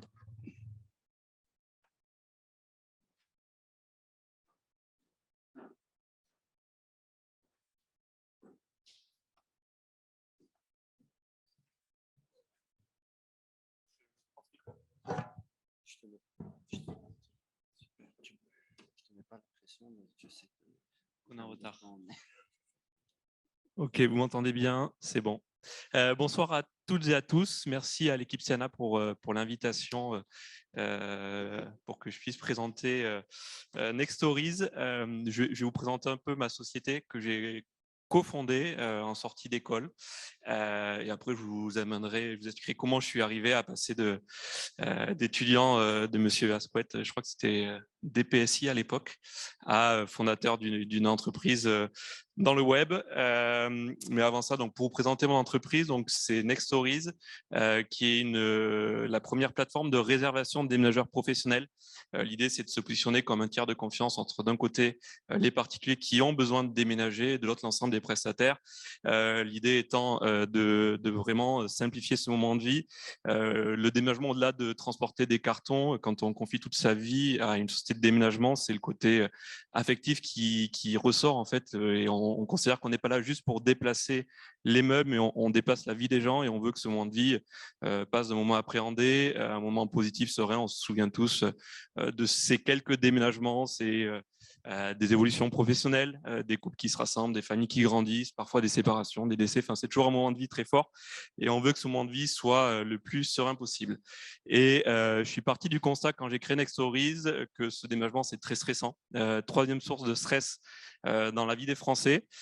C'est un marché qui était, quand je l'ai créé il y a 10 ans, très opaque, très traditionnel, que j'ai voulu dépoussiérer et très contraignant avec, même encore aujourd'hui, si vous appelez des déménageurs, ils vont tous venir les uns après les autres à votre domicile pour étudier le besoin, et l'idée de centralisation et de simplification faisait tout son sens. Et donc, en tant que tiers de confiance, unique et indépendant, on a voulu apporter une nouvelle dynamique à ce moment de vie.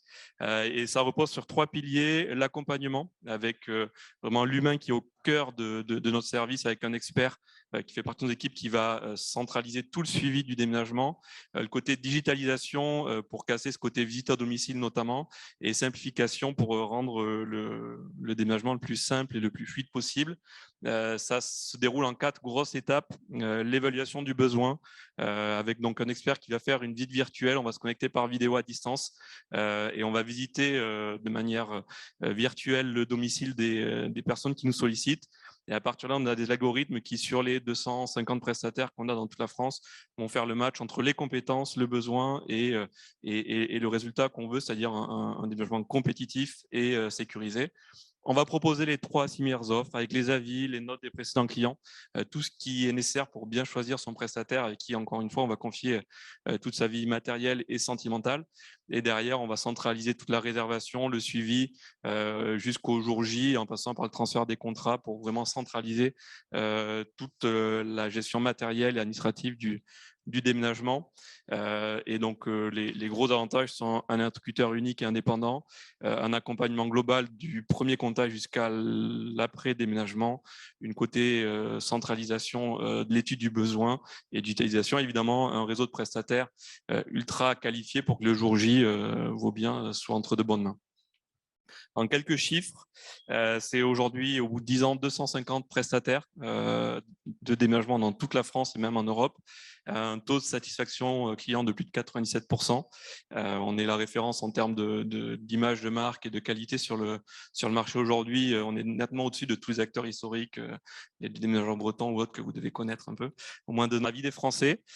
C'est un marché qui était, quand je l'ai créé il y a 10 ans, très opaque, très traditionnel, que j'ai voulu dépoussiérer et très contraignant avec, même encore aujourd'hui, si vous appelez des déménageurs, ils vont tous venir les uns après les autres à votre domicile pour étudier le besoin, et l'idée de centralisation et de simplification faisait tout son sens. Et donc, en tant que tiers de confiance, unique et indépendant, on a voulu apporter une nouvelle dynamique à ce moment de vie. Et ça repose sur 3 piliers: l'accompagnement, avec vraiment l'humain qui est au cœur de notre service, avec un expert qui fait partie de nos équipes, qui va centraliser tout le suivi du déménagement, le côté digitalisation pour casser ce côté visite à domicile notamment, et simplification pour rendre le déménagement le plus simple et le plus fluide possible.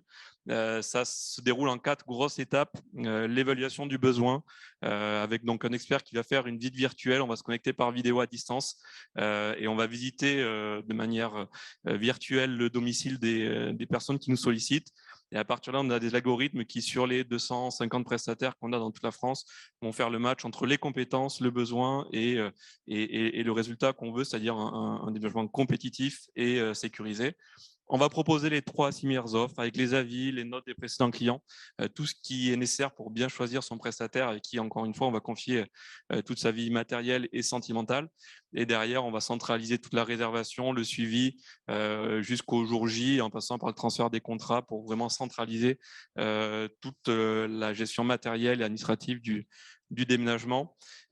Et donc, les gros avantages sont un interlocuteur unique et indépendant, un accompagnement global du premier contact jusqu'à l'après-déménagement, une côté centralisation de l'étude du besoin et d'utilisation, évidemment, un réseau de prestataires ultra qualifiés pour que le jour J, vos biens soient entre de bonnes mains.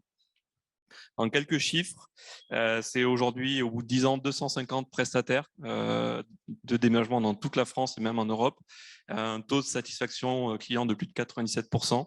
On est la référence en termes d'image de marque et de qualité sur le marché aujourd'hui. On est nettement au-dessus de tous les acteurs historiques, les déménageurs bretons ou autres que vous devez connaître un peu, au moins 2 ans. On a généré l'an dernier 22 millions de chiffre d'affaires avec plus de 14 000 déménagements et une équipe de 39 collaborateurs à Paris, place de Clichy, qui font de l'accompagnement, de la relation client, du marketing, du développement Internet, de la techno pour des algorithmes d'analyse d'image, enfin, voilà, tout ce qui peut être nécessaire pour développer une entreprise comme la nôtre. Et notre enjeu, c'est de passer d'un précurseur de la digitalisation à un acteur de référence en France et en Europe, déjà en termes de marque. Donc, on fait des campagnes de pub très larges, ça va du métro jusqu'au digital. Se positionner sur des segments de marché à forte valeur ajoutée. On intervient sur la mobilité des collaborateurs. Par exemple, le ministère des Armées nous sollicite pour tous les déménagements des militaires. On bosse aussi avec des industriels tels que Dassault, Eiffage, qui ont beaucoup de mobilité dans le cadre de l'évolution professionnelle. Et on est aussi intégré sur des acteurs B2C de type Banque Populaire, Caisse d'Épargne, qui recommandent notre service pour fidéliser leurs clients, parce que le moment de déménagement, c'est un moment où on peut acquérir des clients, mais aussi on peut les perdre pour tous ceux qui ont un lien avec le domicile, donc les énergéticiens, les assureurs, les banques. Voilà. On est un acteur clé pour ce moment de vie. L'idée étant aussi, nous, de vendre des contrats au-delà du déménagement pour avoir un package global et élargir notre service. Et dans les quelques enjeux, c'est proposer un modèle low cost parce qu'on est orienté sur des déménagements professionnels, mais aussi il y a un certain nombre de particuliers qui ne passent pas par des sociétés de déménagement, et donc on veut cibler aussi dans les années à venir ce marché-là, et évidemment se développer au-delà de la France à l'échelle européenne sous les 4-5 prochaines années. Donc voilà, merci pour votre attention et pour la présentation de Next Stories. Si j'ai encore 3-4 minutes, je vais vous expliquer comment je suis arrivé à créer ça. Comme je le disais, je suis passé par Centrale, sorti en 2008. J'ai fait, donc c'était DPSI, c'est ça, à l'époque, monsieur Asquette. J'étais pas forcément toujours le plus intéressé par les cours, même si DPSI, c'était un de mes cours préférés. Je ne dis pas ça parce que vous êtes là, monsieur Asquette. Mais voilà, c'est des sujets d'industrialisation que j'ai répliqués au final dans Next Stories. J'étais, à vrai dire, plus passionné par les sujets associatifs que j'ai partagés notamment avec Julien au BDE. Et j'ai fait quand même quelques gros stages chez Thales Optronics en Écosse, chez Veolia Arc-en-Ciel. Je crois que c'est toujours Arc-en-Ciel, l'usine de retraitement des déchets à côté de l'école à Nantes. Chez Airbus sur l'A350, sur l'industrialisation des process de l'A350, ce qui était passionnant intellectuellement, mais je trouvais qu'il n'y avait pas assez d'impact sur mes actions.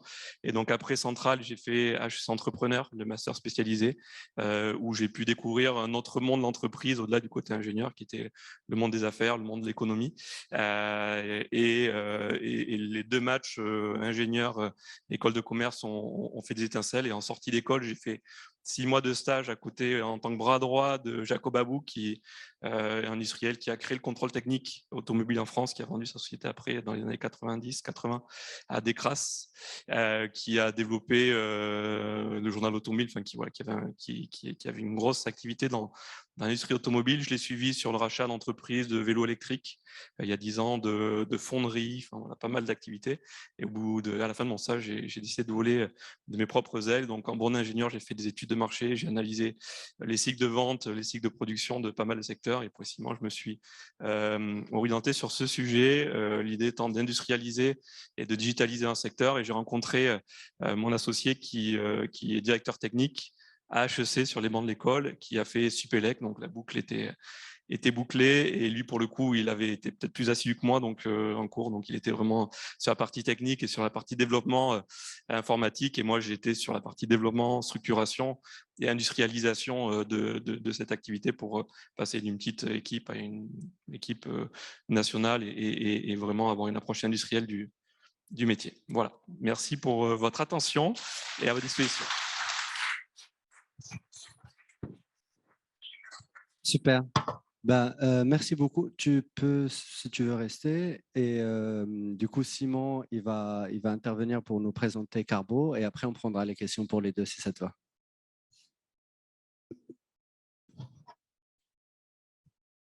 Tout est bon? Merci beaucoup. Merci, Julien. Bonjour à toutes et à tous, enchanté. Je ne sais pas trop dans quelle énergie vous êtes, mais je commence à être dans une énergie un peu fatiguée de fin d'après-midi, quoi. Donc je vais essayer de redynamiser un peu tout ça. Un grand merci à, d'après ce que j'ai compris, l'ancien président, c'est ça, Jimena Luel, et le nouveau président Julien Villalongue pour l'invitation, ça fait plaisir. Et si je vous reprends un petit peu, moi je suis Simon Les Tourneaux, je suis la même promo que les deux Julien, Bardet et Villalongue. Et Carbo, c'est aussi une histoire d'anciens de Centrale Nantes, puisqu'en fait on est 3 cofondateurs, je suis un des 3 cofondateurs, et les 2 autres cofondateurs sont aussi des amis que j'ai rencontrés à Centrale Nantes, donc c'est Emmanuel et Julien. Donc on est 3 cofondateurs de Carbo, anciens de Centrale Nantes de la même promotion 2008. On a une petite manette, c'est ça là? Merci. Hop. Juste avant de commencer, je vais vraiment respecter le timing, ne vous inquiétez pas. J'ai 2 choses à dire potentiellement sur mon parcours. J'ai fait un parcours assez classique. Je suis passé par cabinet de conseil, je suis passé par un ministère, je suis allé dans le monde des startups et après je suis allé dans un média qui s'appelle Ouzbek Erika qui réfléchit au monde du futur. Et je voulais peut-être vous interroger sur chacune. Quand est-ce que vous avez fait, ou si vous ne l'avez peut-être pas encore fait, votre coming out écologique? Est-ce que vous en êtes où dans ce chemin individuel qui vous emmène à, on entend parler du forme de coming out ou quelque chose comme ça, je sais, je sais pas si vous êtes déjà en ce chemin. En tout cas, pour moi, je suis ingénieur environnement de formation, et moi, c'était vraiment, on va dire, il y a 5 ans que j'ai eu cette espèce un peu de transformation assez classique, je pense, d'une partie des gens de la génération du contexte, ce qui fait que maintenant, ça fait 5 ans que j'ai pas pris l'avion, je mange évidemment plus de viande et il y a tous les aspects derrière qui suivent, et je pense que chacune, vous voyez exactement ce que ça veut dire, et que ce soit au niveau individuel, au niveau entreprise, collaborateur ou même au niveau citoyen, qu'est-ce que ça implique chez vous? Donc c'était vraiment une petite pour voir à peu près d'où je viens et qu'est-ce que j'essaye de défendre. Et maintenant, pour moi, vraiment, assez classiquement, l'écologie, c'est devenu un dogme, en fait, quelque sorte. C'est évidemment Carbo, notre startup à impact, mais c'est évidemment la façon dont maintenant je consomme et je change un peu la façon de voir le monde, évidemment. Donc Carbo, nous, chez Carbo, on s'est fixé pour mission, c'est la mission que vous voyez ici, c'est comment on arrive à accélérer la prise de conscience écologique pour réduire dès maintenant notre empreinte carbone. Donc, vous connaissez un peu quand on est dans une entreprise, on réfléchit beaucoup à sa mission, sa raison d'être. Donc, nous, en fait, il y a vraiment ces 2 aspects. Comment, en fait,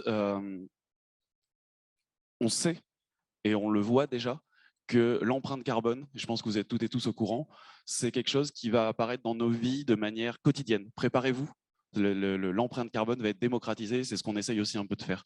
J'ai souvent un biais quand je vais au restaurant maintenant, quand je vois les plats, il y a évidemment les prix qui sont affichés. Maintenant, moi, je vois l'empreinte carbone à peu près des plats, en fonction des saisons, des légumes, de la viande, pas de viande. Et préparez-vous, en fait, je pense qu'en tant que consommateur, c'est vraiment comme ça qu'on va arriver. Donc nous, ce qu'on essaye de faire, c'est de mettre du CO2 ou du CO2 équivalent un peu partout, et on le fait avec la technologie et la data. On est une startup classique, je vous fais pas un peu tout le topo.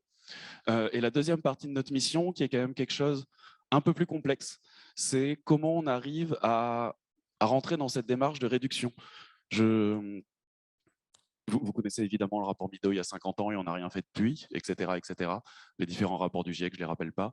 Donc comment en fait on arrive à passer à l'action de manière toute simple, à réduire. Et vous allez voir dans toutes les expériences qu'on fait un peu digitales chez Carbo, on a la conviction que pour atteindre cette réduction, il faut passer par ce qu'on appelle la pédagogie, ou tous les biais cognitifs qui nous permettent de passer à l'action.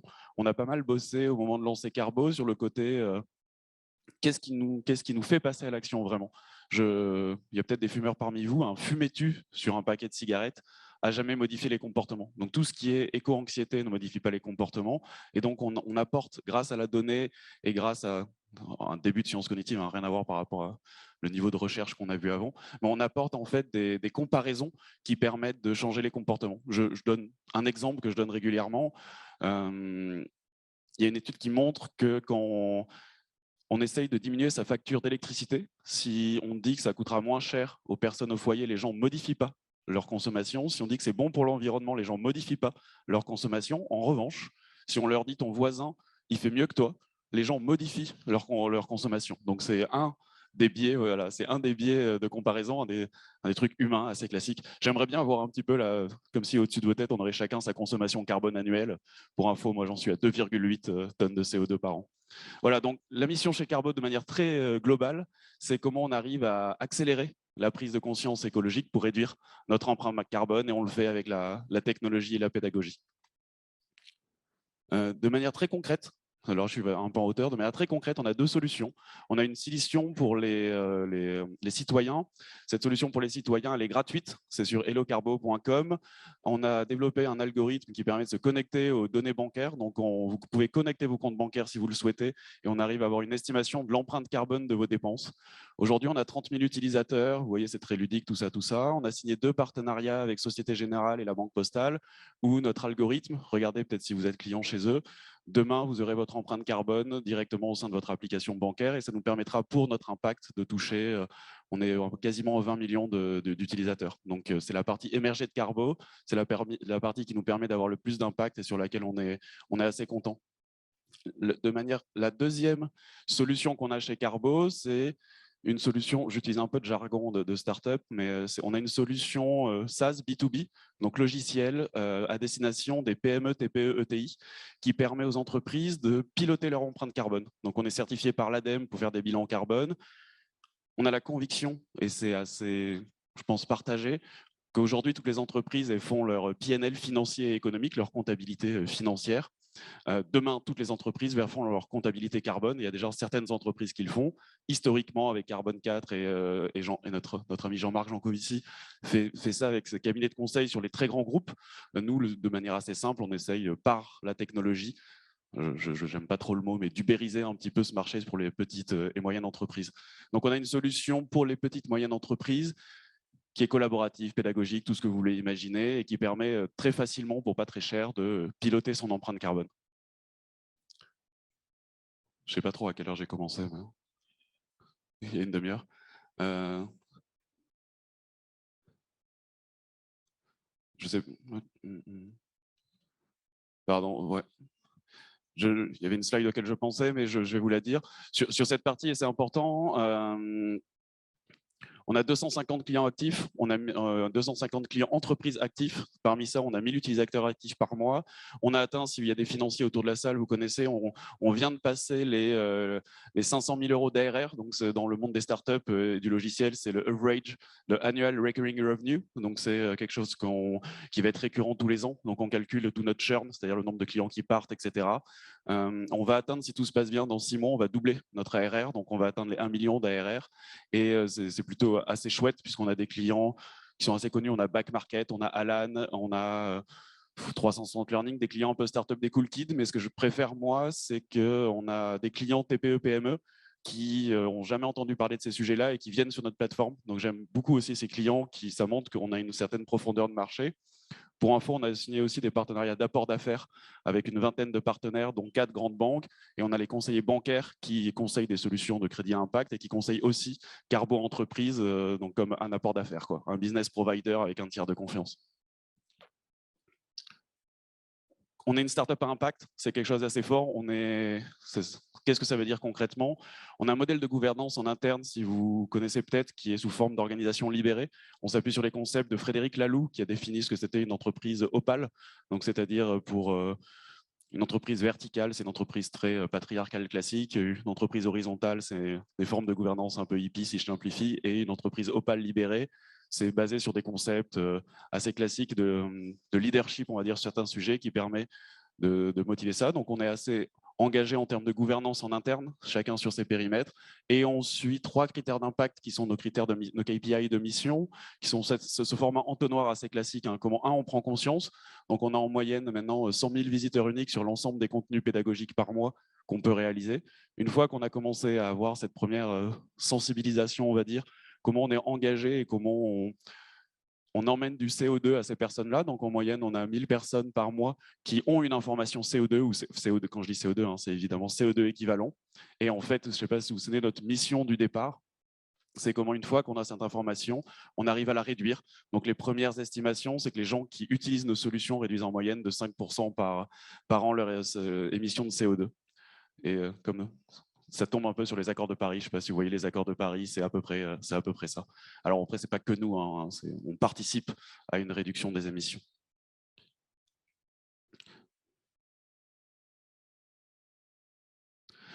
Et je voulais finir, la plupart des startups finissent sur comment on va manger le monde, etc.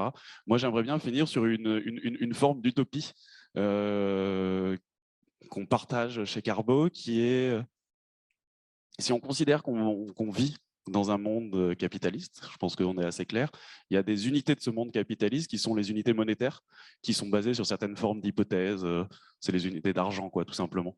Comment on pourrait imaginer un monde écologique de demain qui serait basé sur d'autres formes d'unités, et en l'occurrence, pourquoi pas le CO2 ou CO2 équivalent, avec des définitions du CO2 équivalent, avec des hypothèses qui seraient différentes. En l'occurrence, je pose ça là, mais une des hypothèses pourrait être qu'on connaît les limites planétaires et les limites de renouvellement, donc il faudrait pouvoir potentiellement poser des limites globales de CO2 équivalent qu'on peut émettre de manière annuelle, alors que sur la masse monétaire mondiale, pour l'instant, je crois qu'on fait un peu n'importe quoi en termes exponentiels. Donc, comment on pourrait imaginer un monde dans lequel le CO2 ou le CO2 équivalent est une forme de nouvelle unité mondiale?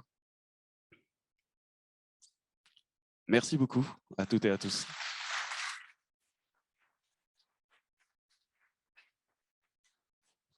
Merci beaucoup, c'était super clair et intéressant. Donc, je vous propose qu'on prenne... Si, c'est ce que j'allais dire. Donc, on prend quelques questions pour les deux, mais très rapide. On va juste... Alors, je vais commencer par, si tu veux bien. Après, je te donne... Moi, j'ai une question pour Carbo. Je n'ai pas très bien compris cette histoire de comparaison. C'est uniquement du B2B et donc c'est à l'intérieur de l'entreprise. Les gens peuvent se comparer entre eux. La comparaison, c'était un exemple que je donnais pour savoir comment on utilise des biais cognitifs pour passer à l'action. Et effectivement, la comparaison, elle se fait à la fois sur notre solution particulière, où tu peux te comparer par exemple à Greta, tu peux te comparer à moi si tu veux. Et effectivement, pour les entreprises, le premier sujet, c'est une fois qu'on leur dit vous faites 100 tonnes de CO2 par an, les entreprises, elles sont un peu perdues parce qu'elles ne savent pas si c'est beaucoup ou pas beaucoup par rapport à leur secteur. Et donc, nous, on a développé une API carbone. C'est notre grosse base de données. On est 21 personnes chez Carbo. On a 3 data scientists qui bossent sur cette base de données carbone. Et dès qu'une entreprise fait 100 tonnes de CO2 par an, par exemple, on est capable de lui dire c'est plus ou moins élevé qu'une entreprise de même secteur, de même taille. Sur la partie marketing, c'est plus ou moins élevé. Et en fait, on a des outils de simulation. Par exemple, si vous êtes, je sais pas moi, directeur ou directrice marketing dans votre entreprise, vous pouvez vous dire j'hésite entre 2 plans marketing. Vous rentrez les données dans Carbo et on pourra vous dire quel est le plan marketing qui est le moins carboné. Par exemple, une vidéo sur LinkedIn, c'est 26 fois plus carboné qu'une photo sur LinkedIn. Donc en fait, notre outil permet à chacun sur son métier de voir l'empreinte carbone de son activité et d'avoir des éléments de comparaison qui permettent de savoir si on est plus ou moins élevé par rapport à son secteur. C'était ça la question, pardon? Oui, alors du coup, j'ai plein d'autres questions. C'est dans le B2C, comment c'est un abonnement, comment ça se passe? Et dans le B2B, est-ce qu'il n'y a pas un risque que les entreprises aient peur qu'on les montre du doigt, que les données fuitent une fois que l'évaluation est faite et que, je ne sais pas, Mediapart récupère les informations, ce genre de choses? Et ma troisième question, c'est est-ce que vous vous appliquez à vous-même ça? Parce que vous avez 3 data centers. Est-ce que c'est des data centers qui sont vertueux? Merci. Sur la première question, notre application citoyenne, elle est gratuite. Historiquement, on pensait créer une entreprise uniquement B2C. C'est pour ça que maintenant, je dis qu'on n'est pas B2C, on est juste, c'est des utilisateurs qu'on a. Donc, on a gardé ça et ça nous permet de faire quelque chose qui est très différenciant par rapport à la concurrence. C'est-à-dire qu'on est capable de toucher les salariés de l'entreprise sur leur empreinte carbone personnelle et donc d'aller toujours un cran plus loin. Et ça nous permet de générer des leads d'apport d'affaires. On existe en tant qu'image de marque. Donc, premier sujet, et ça nous permet, je fais une parenthèse, on est partenaire carbone de Vivatech et de Wheel of Green. Et ça nous permet aussi de signer ce type de partenariat parce qu'on peut sensibiliser l'ensemble des participants. Donc gratuit sur l'application citoyenne qui est plutôt la partie émergée de l'iceberg qui nous permet d'atteindre notre impact. La vitrine, voilà, tout à fait. C'est philosophique pour nous, pour les investisseurs, c'est une image de marque. Chacun son prisme. Deuxième question qui était la fuite des données. Nous, en signant les partenariats avec les grandes banques, on s'est fait auditer, on a même mis quand même pas mal d'argent pour contrôler toutes ces données. Et la question était double. La question était, est-ce que les entreprises n'ont pas envie forcément de communiquer sur ces données? Ouais, souvent, nous, on traite sur un marché que c'est obligatoire pour les entreprises en France de faire leur empreinte carbone quand tu es plus de 500 personnes. Nous, la plupart de nos clients ont moins de 500 personnes, donc c'est volontaire. Et donc, la démarche, comme elle est volontaire, la plupart des entreprises ont envie de la communiquer. Et on a, dans notre produit, toute une team qui nous permet de dire comment bien communiquer sur ces sujets d'empreinte carbone et de ne pas dire n'importe quoi. De ne pas dire on est neutre en carbone, par exemple, ce qui est faux, quoi. Et la troisième question? Ah oui, on essaie effectivement de s'appliquer ça à nous-mêmes. C'est interdit de prendre l'avion chez Carbo, de manière très claire. Et après, on a les hébergeurs, on a commencé historiquement en ayant des hébergeurs américains, et là, on est revenu sur des hébergeurs français et green. Je ne sais pas si le mot il est justifié, mais oui, on travaille notre empreinte carbone avec notre outil, évidemment.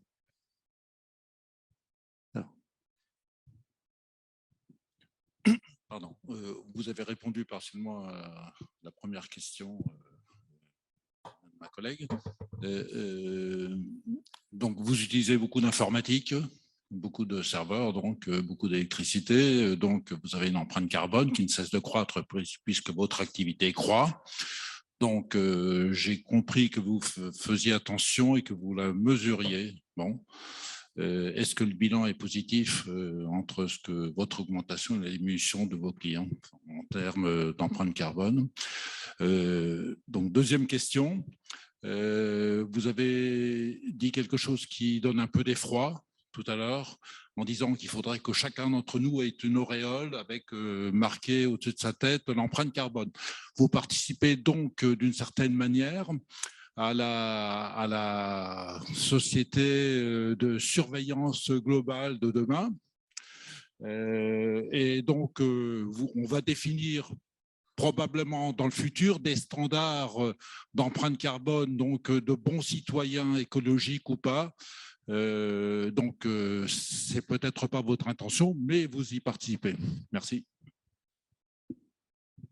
La deuxième question me donne envie de répondre tout de suite, donc je vais reprendre la première question, qui était… C'était sur ton bilan. Ah oui, notre empreinte carbone. Oui, évidemment. Nous, notre empreinte carbone, en fait, on donne des indicateurs à isopérimètre. Donc, notre empreinte carbone, comme on est en croissance, évidemment, on va continuer à croître. L'exemple que je donne régulièrement, quand on respire, on recrache du CO2. Donc, à un moment, il faut arrêter de respirer, tu vois. C'est l'exemple. Donc, au bout d'un moment, tu fais rien.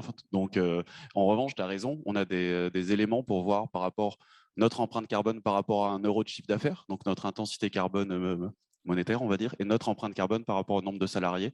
Donc, ces chiffres-là, c'est des chiffres qu'on essaye de réduire. Tout à fait. Ouais, c'est pas très compliqué. Hein. Ça demande un peu d'argent, en fait. Il faut juste accepter que l'écologie, c'est plus cher, quoi. À part l'avion et la viande, quoi. Comment? Ah oui, je vous enverrai si vous voulez. Notre bilan carbone, il est évidemment public et vous pouvez évidemment suivre tous les ans ce qu'on fait sur l'ensemble des secteurs.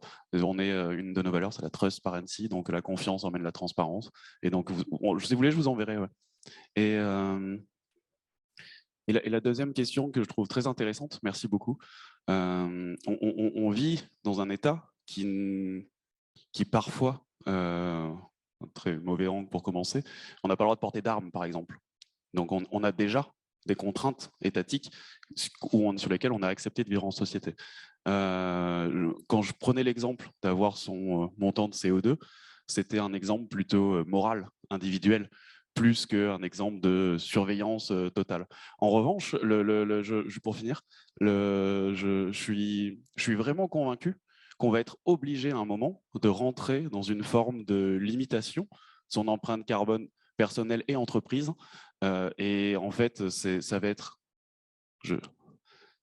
nécessaire dans le monde dans lequel on vit. Après, j'imaginais plutôt ça comme quelque chose de individuellement par rapport à sa conscience et sa vision du monde, par rapport à qu'est-ce qu'on considère. Si on considère aujourd'hui, en France, vous savez tous, hein, c'est 12 tonnes de CO2. Par rapport au CSP qu'on est ici, on est plutôt à 25 tonnes de CO2. Et on sait très bien que c'est 2 tonnes de CO2. Donc, on ne va pas reprendre ces débats infinis, mais oui, je suis convaincu que l'empreinte carbone, comme vous connaissez votre salaire, combien vous avez tous sur vos comptes en banque, devrait être pareil sur l'empreinte carbone, combien vous avez émis et combien vous devriez émettre potentiellement.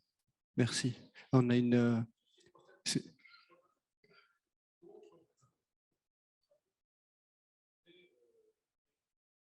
Évidemment, en faisant attention aux effets de bord. Une dernière question. Oui, juste une question. Pardon.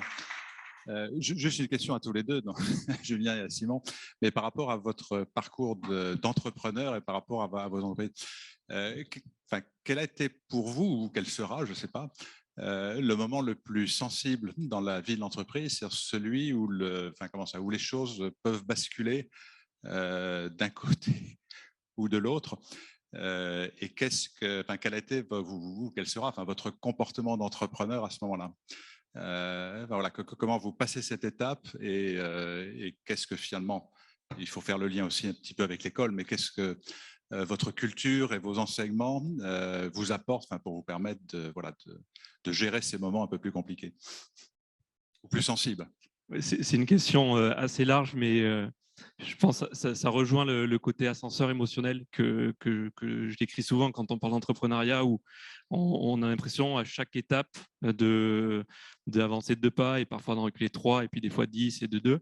Et chaque phase de développement en fait est un nouveau commencement. Quand on est dans des entreprises de croissance notamment, où on doit toujours chercher de l'hypercroissance ou une croissance forte, parfois avec la rentabilité, parfois où il ne faut pas faire de rentabilité quand on lève des fonds. Et moi, pour le coup, on a un parcours un peu atypique, surtout aujourd'hui où le financement des startups est ultra développé. Mais quand j'ai créé Nextories il y a 10 ans, on n'avait pas un niveau médiatique, on n'avait pas la Startup Nation qu'on a aujourd'hui, il n'y avait pas la BPI. Donc, le financement des entreprises à croissance était beaucoup moins développé. Et j'ai fait, même si ça commençait à être initié, j'ai fait le choix de lancer l'entreprise de manière autofinancée. Donc, les premiers mois, je suis allé voir chez des clients physiquement pour apprendre vraiment le côté métier, pour derrière, comme je disais, l'industrialiser. On a développé pendant 5 ans de manière autofinancée. Et au bout de 5 ans, on est arrivé à un niveau où on était suffisamment industrialisé, où on avait une solution qui pouvait nous permettre d'attaquer tout le marché. On a levé des fonds, on a levé 2,5 millions. Donc, c'était en 2017. Et donc, dans cette phase-là, on s'est mis en danger, on a investi énormément. On est passé d'un gestionnaire en bon père de famille à une logique d'hypercroissance pendant 3-4 ans. Là, on a à nouveau réatteint le seuil de rentabilité, donc on va avoir une nouvelle phase qui va se présager dans quelques mois, de savoir comment on va refinancer notre fonds d'investissement. Et on a l'avantage de ne pas être en difficulté, on va dire, de cash, qui est quand même le point clé. Donc, il y a quand même le développement financier qui guide, et chaque entreprise, en fonction des contraintes d'investissement initiaux, vont aussi dicter le parcours. Et puis après, il y a le côté humain. Et il y a eu 3-4 paliers dans le développement de Nextories. Il y a eu le premier collaborateur, ou les 2-3 premiers collaborateurs, évidemment. Il y a eu la quinzaine de collaborateurs, et là, je suis sur un 3e où on atteint 40. Et donc, à chaque fois, c'est une remise en cause du rôle même de dirigeant. On passe, comme je disais, d'un dirigeant qui fait tout à un dirigeant qui commence à manager, puis qui commence un peu à industrialiser. Et là, j'arrive à une phase où, en tout cas, moi, personnellement, j'essaye de casser un peu le mythe du CEO qui porte tout sur ses épaules et de créer un middle management impliqué avec notamment des logiques un peu d'holocratie, de management libéré. Et à chaque fois, on se remet en cause, en question pour essayer de faire passer à l'étape suivante de la société. Et là, je suis en plein dans une phase où je crée vraiment un middle management et j'essaye de passer. Je me suis souvent vu comme le Mbappé de l'entreprise, et donc maintenant j'essaie de me voir plutôt comme Didier Deschamps qui met des Mbappé et des Ben Arfa au meilleur poste. Benzema, par exemple, ça c'est pas un bon exemple, des Benzema, et en évitant les Ben Arfa justement. Mais voilà, on essaye vraiment je suis dans une phase où j'essaie de mettre les meilleurs aux meilleures places et de faire en sorte que aussi ceux qui sont depuis le début. J'ai une collaboratrice qui est arrivée comme assistante commerciale il y a 10 ans et qui aujourd'hui gère une équipe de 15 personnes et qui évolue avec moi, qui porte l'âme aussi de l'entreprise. Donc voilà, c'est vraiment des étapes clés. Il n'y a pas vraiment de moment où on se dit ok, c'est bon, on a fait le job. Enfin, en tout cas, je n'y suis pas arrivé encore, et c'est ce qui rend l'aventure intéressante aussi. Rapidement, synthèse. Merci beaucoup, Julien. Je pense que je n'aurais pas fait mieux. C'est vraiment ça. C'est comment il y a vraiment des moments clés qui sont importants. Nous, on a levé des fonds, on a levé à peu près 1 million l'année dernière, donc on est passé de 5 personnes à 15 personnes en quelques mois, donc ça va très vite. Donc tous ces financements sont intéressants et sont chouettes pour le développement de l'entreprise. Il y a des gens qui font confiance, et comment on arrive à jouer sur cette dissonance qu'on est une startup à impact où le but c'est d'avoir ces ressources financières comme humaines pour avoir le plus d'impact possible. Et le deuxième sujet, comme tu disais très bien, c'est comment l'ensemble des personnes en interne, tout le capital humain de l'entreprise est quelque chose de le plus important. Et c'est émotionnellement, ce que tu disais, c'est assez juste. Je pense qu'il ne faut pas sous-estimer le petit roller coaster émotionnel par lequel les entrepreneurs, les chefs d'entreprise, tout le monde peut un peu passer, encore plus quand on a une forme d'affection, on est en forte proximité avec son entreprise, même si on n'est pas la même personne. Et encore plus, comme chez Carbo, en fait, on a lancé ça avec 3 amis, donc on rajoute un critère émotionnel encore plus fort, mais qui crée une forme de stabilité aussi très importante.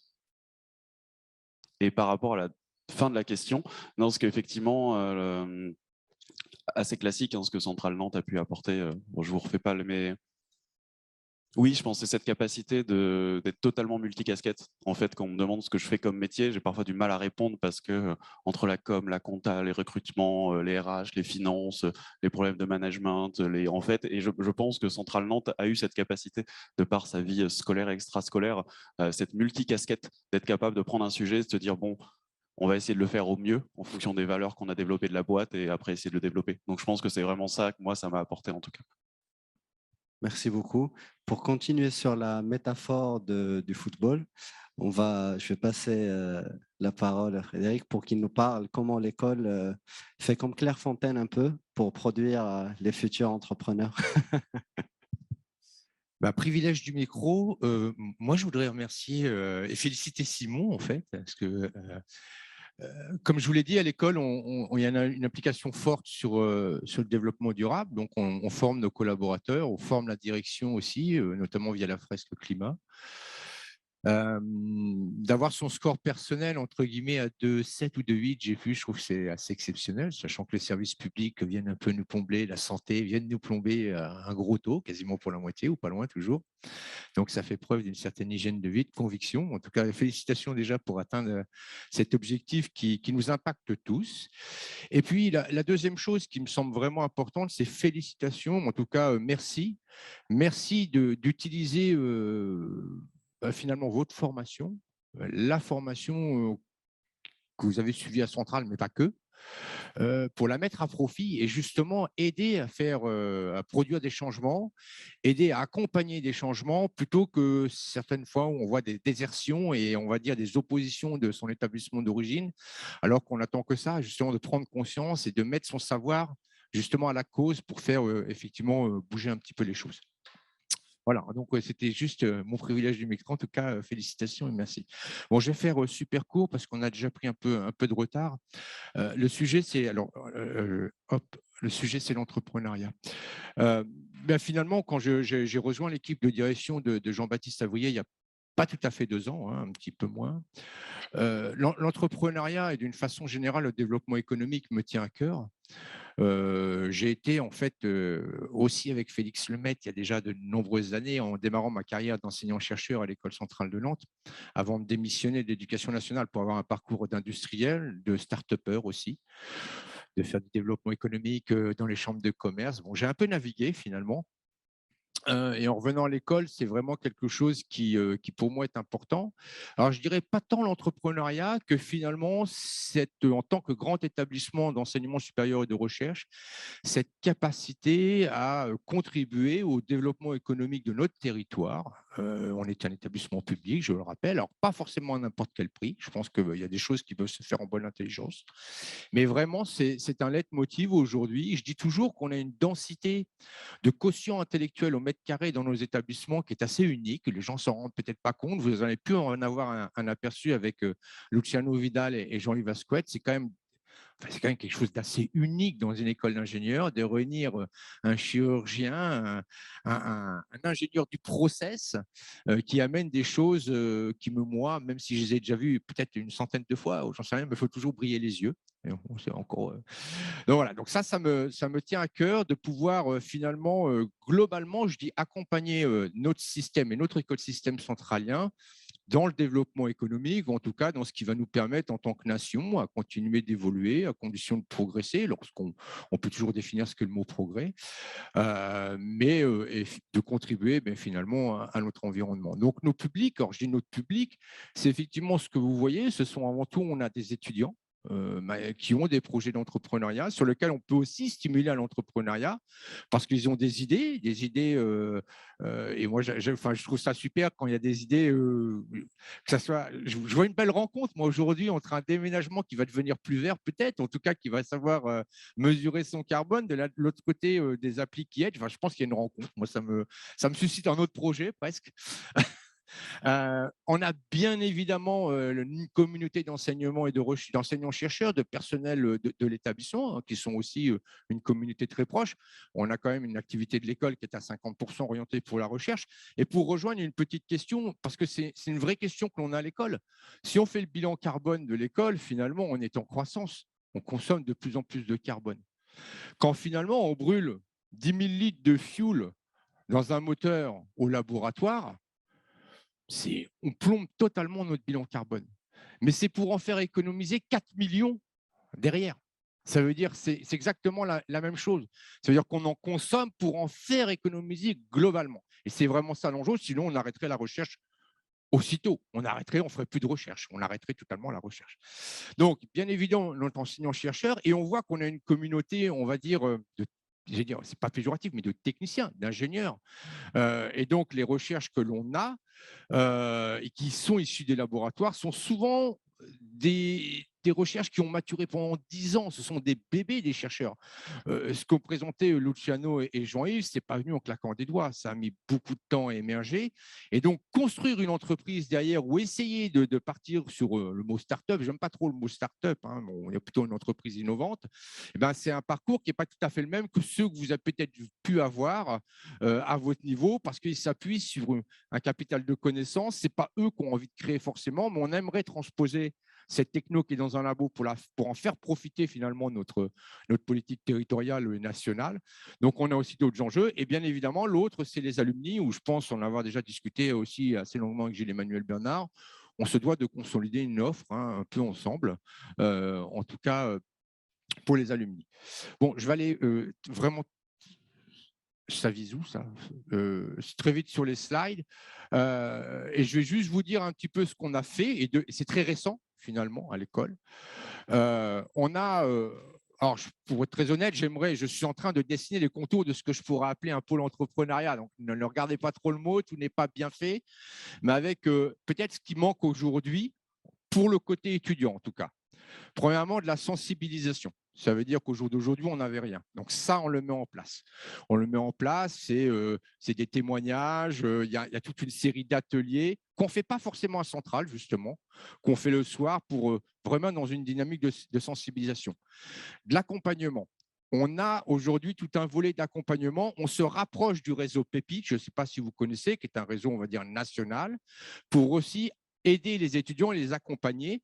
Dans ce réseau Pépite, on a ce qu'on appelle le statut, on va dire, d'entrepreneur, étudiant-entrepreneur, qui permet un délestage d'heures de leçons, de cours, au profit d'un projet d'entrepreneuriat. Donc, on se raccroche à ce projet-là, chose qu'on ne faisait pas avant en Centrale. Donc, on a mis en place la sensibilisation, on se rapproche effectivement de l'accompagnement sur plutôt l'aspect starter et émergence avec le programme Pépite et en incubateur, avec l'incubateur de l'école sur lequel je vais revenir un petit peu après. On accompagne aussi par le financement à la demande des porteurs de projets. On n'est pas du tout intrusif de ce côté-là, mais je vous rappelle que l'école a une filiale de valorisation de droit privé commune avec Centrale Lyon et Centrale Marseille, qui permet aussi d'avoir, en fait, surtout au moment de la Love Money, qui est assez intéressante, de pouvoir supporter les projets d'entreprise. Et puis derrière, on a d'autres choses, comme évoqué Charles, le Startup Challenge. Enfin, il y a d'autres événements un peu majeurs sur lesquels l'école et le réseau est essentiel. Je redis toujours, dans ces 4 pavés-là, on a besoin du réseau, on a besoin de vous, on a besoin des alumni. Vous êtes toutes les compétences. Vous savez très bien qu'à l'école, nous n'avons pas ces compétences. Nos professeurs, ils ont d'autres qualités, mais pas celles-ci. Alors, on est en train de réfléchir avec Jean-Baptiste Avrier comment on va remettre de cette compétence un peu plus transversale, soft skill. Mais aujourd'hui, on ne les a pas. Donc, on a besoin du réseau. Je sais que Flore intervient au niveau de l'incubateur. Enfin, on a besoin de vous, pas assez encore, mais on a besoin du réseau d'alumni pour la sensibilisation parce que vous avez des modèles. Vous êtes un modèle en tout cas, et ça donne toujours quelque chose d'intéressant pour les étudiants. Pour l'accompagnement, parce qu'on a parlé des mentorings, etc., on a besoin de vous. Pour le financement, parce que pour certains d'entre vous, vous êtes potentiellement, en tout cas, vous êtes en contact de réseau de financeurs, et pour le rayonnement. Moi, je rappelle que nos assets, et je le dis toujours à l'incubateur, finalement, c'est quoi les assets d'un incubateur d'établissement? C'est la marque. Malgré tout, elle s'appelle Centrale. On dit ce qu'on veut, ça ouvre des portes. Et nous, on le voit avec les projets qui démarrent. C'est le réseau. Parce que vous avez des positions professionnelles. C'est l'ouverture à des clients potentiels, à des financeurs, à du networking. Donc, le réseau, il est énorme et vous le représentez. Et la troisième chose, qui est finalement un gros asset de notre écosystème, c'est notre capacité à aller chercher de l'expertise scientifique très, très forte et de haut niveau. Donc, je vais passer tous les slides. Parce que ça, ce sont les programmes que l'on a mis en place et qu'on va renforcer, donc plutôt destinés aux étudiants. Pour la recherche, je ne vais pas je vais pas trop évoquer tout ça aujourd'hui, puisque c'est un travail qu'on est encore en train de consolider, sachant que pour l'environnement de la recherche, comme j'évoquais avec Julien, on est un peu dans la Startup Nation aujourd'hui, puisque on va dire, il y a des financements et des dispositifs qui sont apparus depuis 5 ans qui permettent aussi de faire des choses. Donc, on a tout un programme aujourd'hui pour les étudiants et je vais aller cette fois-là un petit peu plus de focus. Bon, j'évoque effectivement le Startup Challenge, mais Charles là, peut vous en parler. Donc, sur le pôle entrepreneuriat, aujourd'hui, j'ai essentiellement 2 personnes que je suis en train de consolider. Donc, Pierre Durand, qui est aussi directeur de l'incubateur, mais que je missionne à 50%, et Lydia Ménien, aujourd'hui.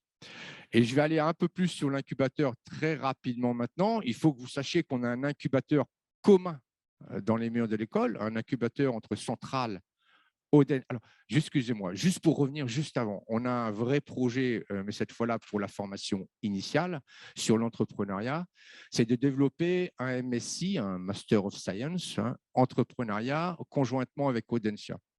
Quelle est l'idée? L'idée, ce n'est pas finalement d'aller concurrencer la majeure, enfin le MSI, on va dire XHEC qui existe et qui est très bien fait. C'est vraiment pour des étudiants qui auraient un projet d'entrepreneuriat, leur permettre de ne pas attendre d'avoir fini le cycle d'ingénieur pour rentrer dans un dispositif d'accompagnement à l'entrepreneuriat ou de formation à l'entrepreneuriat. C'est de pouvoir leur donner ça dès la 3e année. Donc, on travaille sur cette opportunité-là pour effectivement des étudiants qui auraient vraiment porté un projet d'entrepreneuriat, qui puissent le faire quelque part en EI3, une année dédiée à leur projet d'entrepreneuriat, bien évidemment avec tout un cursus de compétences, mais vraiment qu'on pourrait intégrer à ce niveau-là. Bon, pour revenir à l'incubateur, on a un incubateur commun central Audencia ENSA, donc avec l'école d'architecture, la business school et centrale. C'est assez unique finalement d'avoir 3 écoles totalement différentes, alors avec des gouvernances différentes, avec des compréhensions différentes, mais qui nous permettent à converger aujourd'hui. Juste aujourd'hui, cet incubateur, j'aime à dire, il offre de l'hébergement, mais ce n'est pas ça incuber. Ce n'est pas de l'hébergement.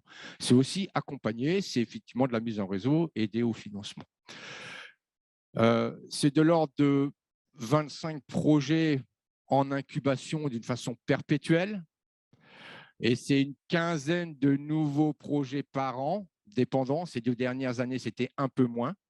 Il faut le reconnaître. On a 2 sessions de recrutement, entre guillemets, de projets, une à l'automne et une qui aura lieu en été, enfin qui va avoir lieu là en mois de juillet. Et Gilles-Emmanuel Bernard fait partie de en tant que président, enfin pour l'instant, ou ex-président, fait partie du comité de sélection. Là encore, pour avoir le réseau et l'éco-alumni, ça nous semblait effectivement indispensable. Donc, on a un outil qui existe et qui est vraiment très opérationnel depuis maintenant plutôt 2016. Avant, on était en balbutiement. Avant, on était plutôt adossé au Densia. Aujourd'hui, on est vraiment très opérationnel. Donc, on offre un hébergement avec des programmes qui sont de la pré-incubation et de l'incubation. Et finalement, quelque chose, un dispositif au sens large qui est réservé à un écosystème bien défini, c'est celui des établissements, puisque cet incubateur est gratuit pour les porteurs de projets ou les futurs porteurs d'entreprises innovantes. Donc, il est totalement financé par les établissements. Ça veut dire aujourd'hui qu'il est ouvert finalement qu'à la communauté proche des établissements, celle que je vous ai évoquée, la recherche, les étudiants et les alumni. Une possibilité d'une pré-incubation, d'aller un peu plus forger son idée, en tout cas de la confronter au marché, et puis quelque chose qui permet de générer de la croissance et du booster. Ça, ce sont les programmes d'accompagnement. On ne les fait pas, je ne sais pas, il y a un bouton magique, Julien. Bon, je passe là-dessus. Je ne vais pas rentrer dans les détails des programmes. Je vous redis l'écosystème. Bon, on a des gens qu'on voit qui sont là dans la salle et qu'on connaît bien. On a quelques grands noms en tant que financeurs et institutionnels. Alors, ce n'est pas forcément des gens qui financent en direct. Ça peut être ce que j'appelle du mécénat de compétences derrière. Et c'est souvent en lien avec les alumni. Donc là encore, on ne s'exclut pas du tout des écosystèmes qui existent aujourd'hui, hein, ils sont nombreux. On travaille en bonne intelligence sur ces programmes-là. Alors juste pour dire, aujourd'hui, quelques startups qui sont dedans, on en a un impact en digital, en hardware. Alors c'est toujours un peu compliqué de dire finalement Farwin, c'est de la tech, mais c'est aussi de l'impact. Bon, Greenhoff, enfin voilà, il y a une horizontale, en tout cas, il y a des choses qui peuvent être un peu à l'intermédiaire. On est assez content, ça se passe plutôt pas mal. Il y a des choses que vous devez connaître. Moi, finalement, je dis des fois, on est trop ingénieurs. Donc, Farwin, c'est quelque chose qui est très actuel aujourd'hui, aller produire de l'énergie en haute mer. C'est-à-dire, on met l'éolienne sur le bateau et puis finalement, on va chercher les vents les meilleurs pour optimiser et grandir, en tout cas, faire du rendement. Et puis, à la fois, il y a des choses que j'adore, comme Génération Zébré, qui sont typiquement des dispositifs, en tout cas pour aider l'orientation des étudiants post-bac. Le choix aujourd'hui, on le voit, c'est des convictions, c'est une société qui bouge et nous on le voit parce on essaye, en tout cas on tente d'écouter nos étudiants au plus proche et puis d'y apporter des réponses, peut-être pas dans les laps de temps qu'ils souhaiteraient, mais toujours est-il que ça fait sens. Aujourd'hui, c'est des jolis projets qui comblent aussi des trous dans la raquette. Ça, ce sont les projets en cours. Et puis, il y en a certainement là, pour certains que vous connaissez peut-être, qui ont pris leur envol. Invirtus, qui fait du tag, hein, il fait du RFID, enfin pas du RFID, mais du tag de gros matériel, peut-être aussi vraiment intéressant pour le déménagement, j'y pensais, surtout à l'international. Cofondé par un centralien et un audensien, donc je trouve que c'est vraiment intéressant. Ils se sont retrouvés au moment de l'incubateur. Ça donne cette double casquette, ça fait des choses assez rigolotes. Hydrocéan, c'est typiquement des spin-offs de l'école. Ce qu'on voit dans les spin-offs de l'école, c'est que si on ne sort pas le chercheur, c'est compliqué. Moi, je n'ai pas envie qu'on sorte le chercheur, donc il faut qu'on travaille là-dessus. Parce que si on sort nos chercheurs, moi, si je sors un Luciano Vidal ou un Jean-Yves Ascot du chercheur, je n'ai pas envie, enfin du labo, je n'ai pas envie, c'est une grosse perte pour l'école. Donc, il faut qu'on puisse sortir la recherche, mais pas les chercheurs. Donc voilà, Acrivia, DICE, bon, on a des belles sociétés aujourd'hui qu'on fait un petit tour. Et puis, j'ai déjà passé presque 17 minutes, donc j'arrête. Merci beaucoup.